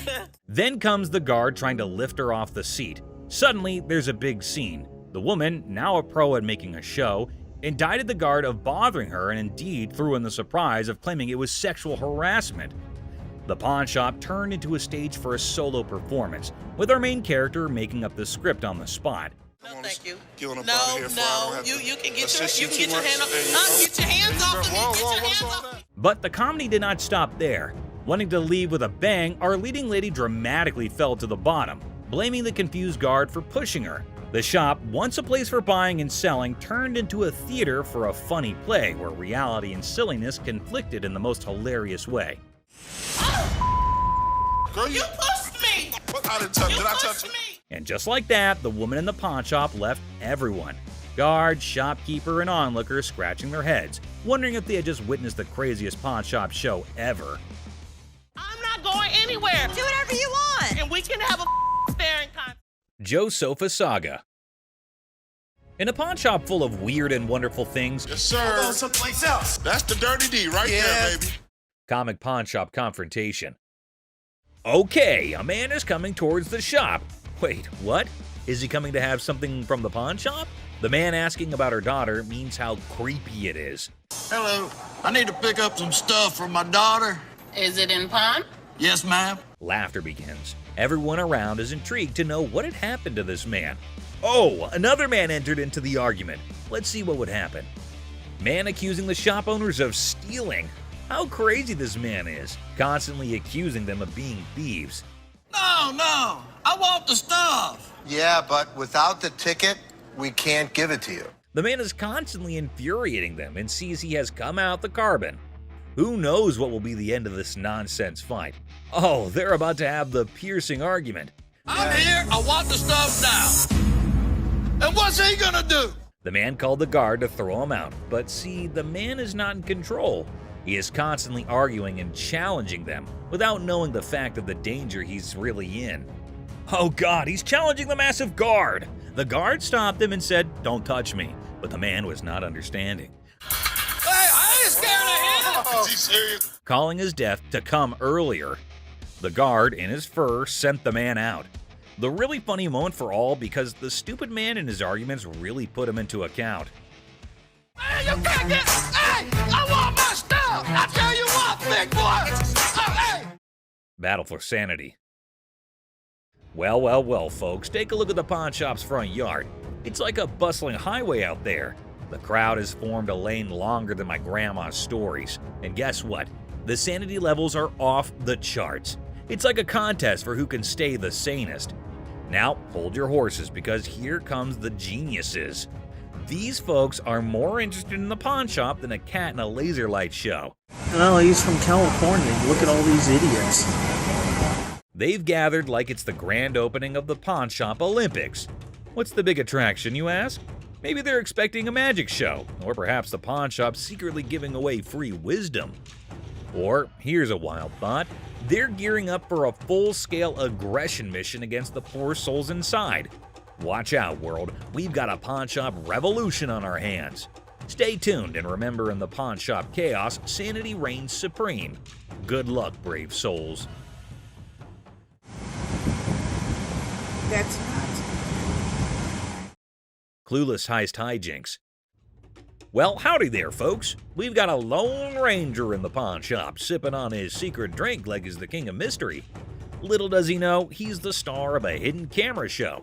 Talk about being clueless and camera shy. Hold your horses. Looks like our man might be plotting some grand heist, doing his best Sherlock impression. He's scouting the joint, probably trying to find the perfect spot for his not-so-genius plan. But wait, he's still in the game. What on earth is he searching for in the pawn shop? Maybe lost treasure for his car keys? The suspense is killing me. Oh dear, he's now at the other counter. This fella is like a headless chicken wandering around without a purpose. Somebody give him a map or a snack at least. Buckle up, folks. Our wannabe detective just upgraded to a full-blown thief. Watch him waltzing around planning the perfect crime, and bingo! He pulls off a smooth exit, leaving the scene like he just won a game of hide-and-seek. Hold your belly laughs, our genius thief is back on camera, sneakily hiding his loot in his trousers. Smooth moves, my friend, smooth moves. And there he goes, strolling out of the pawn shop like he's won the lottery. Thinks he's the mastermind of the century, leaving behind a trail of stolen goods and a whole lot of laughs. What a character. Antique computers. Have a good day. You ready? Wonderful. So much. You too. Two tech-savvy grandpas strut into a pawn shop, seeking a fortune for antique computers. Instead, they're hit with a vintage rejection. Bastards, you can't give me a dime for... Oh, man! When one grandpa clumsily breaks a computer, he pulls a move straight from the sitcom handbook. Accidental comedy at its finest. Now you should have that. Put it in the Oops, one grandpa accidentally smashes a computer, blaming the seller. He theatrically tosses it toward the dumpster, thinking it's a mic drop moment. The seller, the true comedy connoisseur, chuckles at the failed dramatic exit.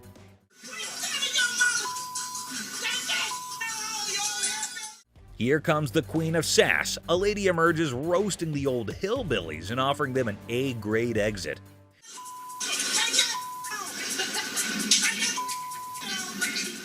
She declares her reign over Detroit toughness and leaves them pondering a future career in comedy security. Cue laughter. Exit stage left. Ex-couple. Hello. Hi, how are you? I'm good. How are you? I'm fine. I'm actually looking to pawn these 2 watches. In a pawn shop, a young couple walked in to sell 2 watches. Ashley, the shop owner, greeted them. You guys dating, married?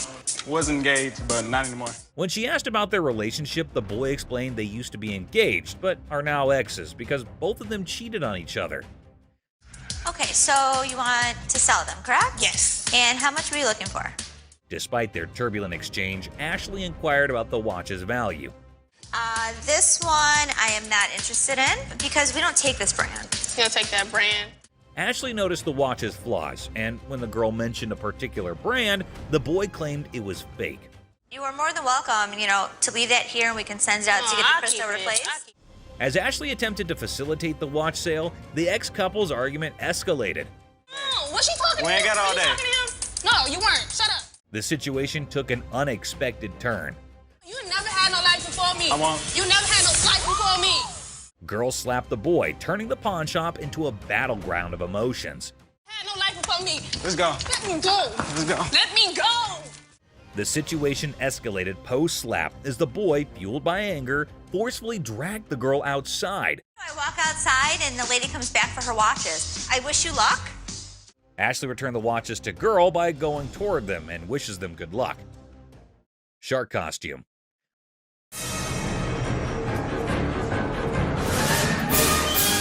A fantastic character, half man, half shark, enters a pawn shop. Yeah, I'm a professional mascot during the daytime. At night, I'm a dancer. Claiming to be a daytime mascot and a nighttime dance sensation. $800, that's all I want. This guy is so bizarre. Les, skeptical, questions the shark man about his $900 financial request, leaving the room stunned.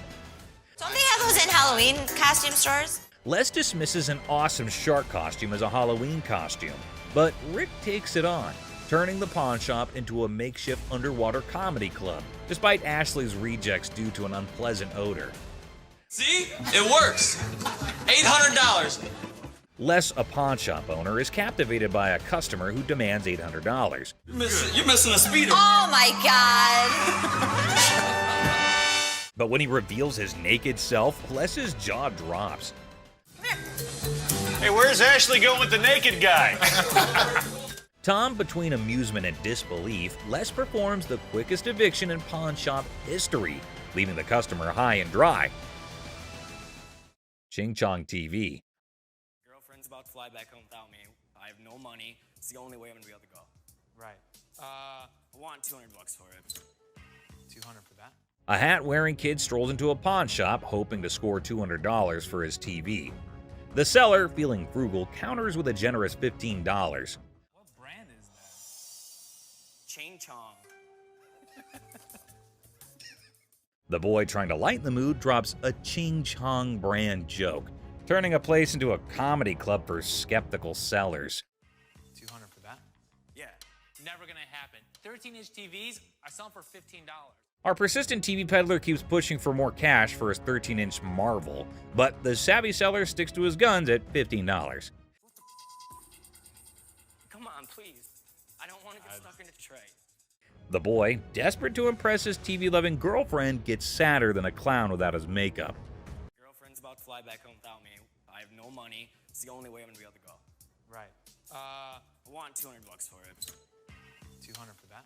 The seller, unamused, directs him out, ensuring love won't cost him more than $15 today.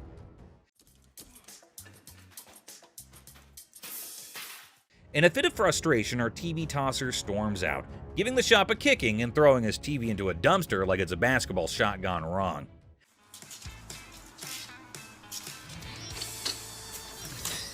The seller, shaken but not stirred, mutters, "Idiot," and commands him to exit. You're gonna make me leave? Pretty much. Get the f out of here. Get off my property. Asserting his control over the TV tossing theatrics. It's a dumpster diving comedy masterpiece in 3 acts. Brain, not brawn. I got a loan on my wife's ring. Yeah? And when I first started coming here, I got a VIP card. I got more on the loan. Now you guys put me to a gold card, and I get nothing out of it. A bald customer, frustrated over a loan on his wife's ring, seeks resolution from the manager over a VIP card upgrade and the perceived lack of benefits. Tensions rise as they discuss the situation. No, the VIP is the gold. They're both one and the same. We offer a promotion at American Joy and Loan. It's called a gold card membership. It gets more money in people's pockets if they want to get a loan and allows you to save money if you want to buy something. The pawn shop employee tries to explain the gold card system's benefits, but the customer remains frustrated. I am hearing you, but you're not listening to me. Tensions rise as the employee insists on the procedure, leading to anger, questioning, and physical comparisons. You think this is funny? I don't think it's funny. I think that there's something wrong when you start hitting your head against the side of the window. Creating an atmosphere of animosity and miscommunication. What are you going to do about it? I'm not going to do anything about it. What are you going to do about it? The customer and employee engage in verbal sparring, escalating tensions. You need to get out of my face, bro. Okay, I'm sorry. Let me scoot back. Really? The guard asserts their position, urging the customer to step back. The customer refuses, escalating the confrontation, leaving the atmosphere charged with hostility and unresolved conflict. Hell no. You want some? Whatever you got to bring. Come on. The customer's unwelcome invitation intensifies, leading to an unresolved atmosphere. That's what I thought. The customer's confrontational tone suggests a potential fight, escalating tension and the possibility of a physical altercation. Volkswagen van. Good. I'm Les. John. What the hell is it? This is a 1968 Volkswagen van owned by Dr. Death, Jack Kevorkian. Hold on to your seats. A 1968 Volkswagen van, once owned by Dr. Death, rolls into the pawn shop. Les is on the case, exploring this piece of history. Weirdness level maximum. And I have everything documented. How much do you want for this thing? I'm looking to get in the 6 figures. The seller dreams of 6 figures for the van, but reality check. 20 grand? No. 25 grand. Negotiations go from 20 grand to a wild coin flip for 30 grand. Les, you mad genius. Oh my God. My dad's gonna leave everything a chance on a $20,000 coin flip? What are you doing? Seth and Ashley can't believe Les's coin flip antics. He's risking 20 grand just for a chance at 30 grand. The drama unfolds like a high-stakes comedy.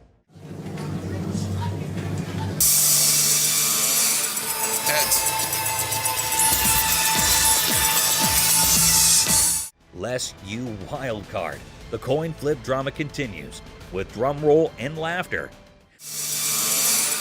Heads. Nails it! Thank you. Thank you very much. Yeah. Perfect. Good deal. The van deal is sealed at 20 grand, leaving everyone amused and baffled. What a ride! No question. I proved to my kids I still got it. Les, the coin flipping legend, celebrates his 20 grand win. Laughter echoes as the deal concludes. The van's bizarre journey adds a hilarious chapter to pawn shop history. Ring drama. So what can I help you with today? I got this ring right here. I wanted to get it appraised, see how much it might be worth. Hey, listen up, people. Commodity Wild just happened at the original pawn shop. Imagine this dude who looks like he just rocked out at a concert stepping in, holding a ring that has probably seen more action than a library book. The crazy twist? He's not there to show it like a rock star. He's trying to sell the thing. I also wanted to know how much you guys would give me for it. Like as a pawn, and then I pay it back. Okay, when I give you an appraisal, that's not how much I'm gonna give you in pawn. So he's all proud, telling the pawnbroker how this ring is worth a ton of money, when, out of nowhere, a lady burst in like a storm. What the are you doing? She's on a mission to figure out why her precious ring is about to be someone else's fancy jewelry. Cue the dramatic music, folks. Why'd you take my ring? Well, I wanted to see how much it was worth. Bull. Now, our rock star wannabe is caught red-handed, dealing with an angry lady dead set on getting her shiny thing back. It's like a soap piece crashing into a rock concert, and the pawn shop is the main stage. I just wanted to know how much it was worth, that's all. You're a liar. Why'd you take my ring?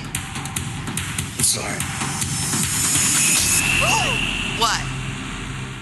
Things get intense as the lady slaps the crazy guy not once, but twice, and suddenly the whole place goes silent. You could hear a leg drop, or in this case, a ring hitting the counter. The other people in the pawn shop are stunned, wondering if they accidentally walked into a live reality TV show. You're a idiot. Can I just have my ring? Well, Yeah, he's the that's one that hers. gave it to me. That's hers. Just give me my ring. Our lady does not waste any time. She grabs the ring back, making it clear her bling is off limits. Ring. Oh. The embarrassed and confused rock star lookalike gets pushed out of the pawn shop by the triumphant lady. There you have it, folks, a ridiculous blend, up and a super dramatic autumn at the pawn shop. Turns out the real treasures are not just the bones for trade. Who would have allowed pawn shops could be this amusing? Stay tuned for the coming occasion of pawned out drama. Clown Prince. In a small pawn shop on the corner of Chuckles Street and Guffaw Avenue, things got really funny one day. A guy walked in with so much makeup on his face that he looked like he just stepped out of a play. The shopkeeper, who was used to weird stuff, tried hard not to laugh as the man approached, sporting a rainbow wig that seemed to stay on by magic. I need to sell this earring because my little red Corvette broke down. Oh, no kidding. Absolutely. Wow. The man, looking mischievous, whipped out a fancy earring from his pocket and showed it off with a big dramatic gesture. The shopkeeper, holding back a laugh, checked out the earring like it was some royal treasure. You know who I am, right? No. Who are you? You don't know who I am. But actually, it looked more like a toy you'd find in a cereal box than something fit for a king. 1,000. I'm just asking for 1,000 just to get my limo. No. That's not real. You gonna help me out? Excuse me? That's a real earring, but it's not real diamond. Are you kidding me? Ignoring the fact that the earring was probably fake, the guy started dancing like he was the star of his own circus. Prince, right? Prince, absolutely. Wow. He even gave himself a royal title, calling himself Prince. The shopkeeper, now thoroughly entertained, clapped along as the guy did his goofy dance. With a cheeky smile, Prince claimed the earring was a super precious diamond passed down from his clown ancestors. The shopkeeper played along, giving praise to this pretend royal jewel, while secretly thinking it would make a great prop in a comedy act. As the funny business came to an end, Prince, not ready to leave without a big finish, spun back to the counter and started another round of funny moves. The shopkeeper and his assistant struggled to hold in their laughter, tears rolling down their faces as the wacky Prince danced out the floor, leaving behind a funny feeling that stuck around even after the rainbow wig was out of sight. Boss's TV fiasco. Hey everyone, gather around because something straight out of a funny TV show just happened at the local electronics store. Imagine this. The big boss barges in like a storm on way too much coffee.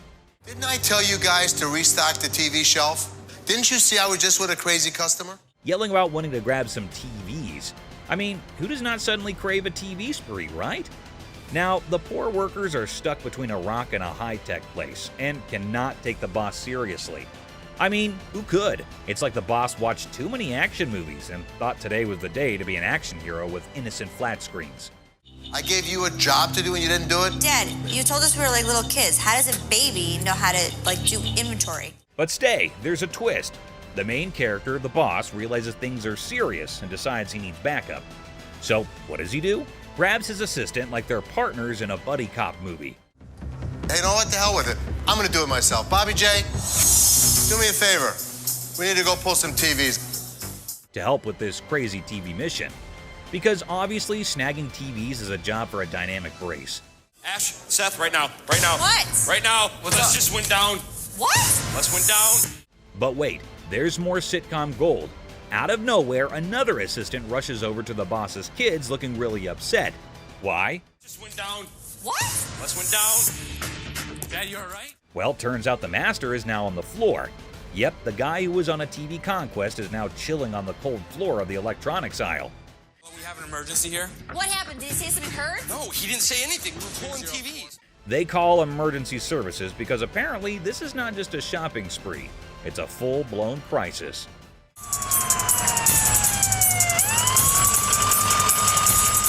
And then comes the ambulance. The daughter dramatically points at the approaching rescue vehicle, as if it's the hero cavalry coming to save the day. My dad's always been the strongest person I know, and right now he's completely helpless. I can nearly hear the wacky sitcom music playing in the background. It's so crazy, snaggletooth, and, well, just another day in the unpredictable sitcom that's real life. Stay tuned for the coming episode. People more adventurous with the boss and his search for TVs are coming your way. Crazy store comedy. What's up, Grandpa? Where's your costume at? There. Corey, that's not a costume.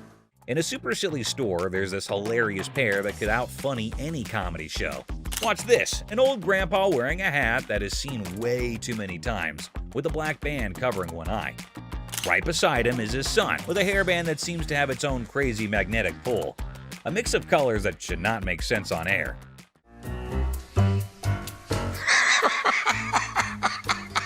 What? So, a regular customer walks in thinking they're just here for a normal shopping trip. Little did they know, a comedy explosion was about to happen. The first person they notice is the son, and they burst into laughter. "What on earth are you trying to be?" they ask, still giggling from the unexpected fun.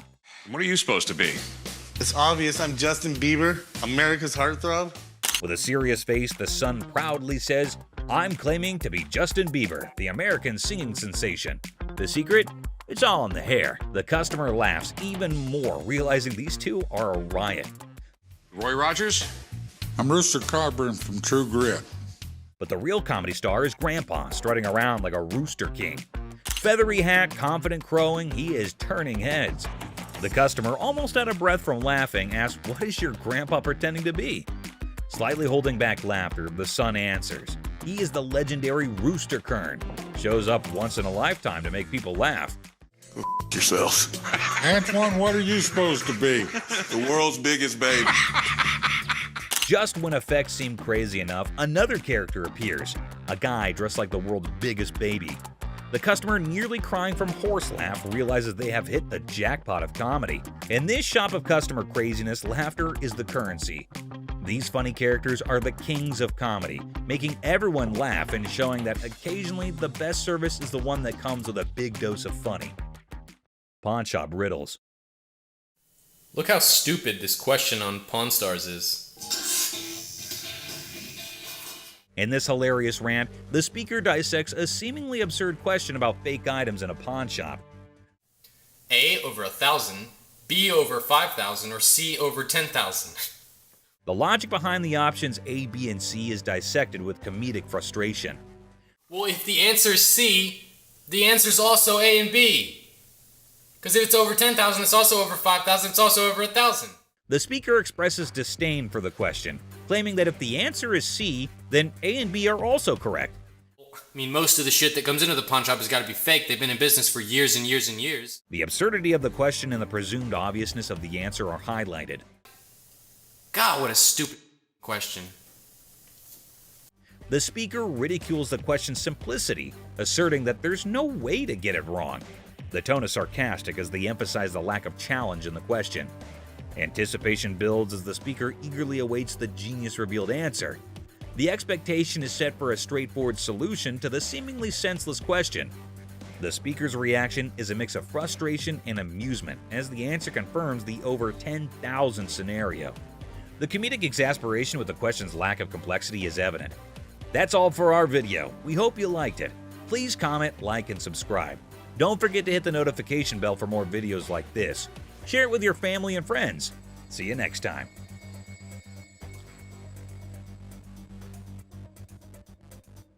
I mean, most of the shit that comes into the pawn shop has got to be fake. They've been in business for years and years and years.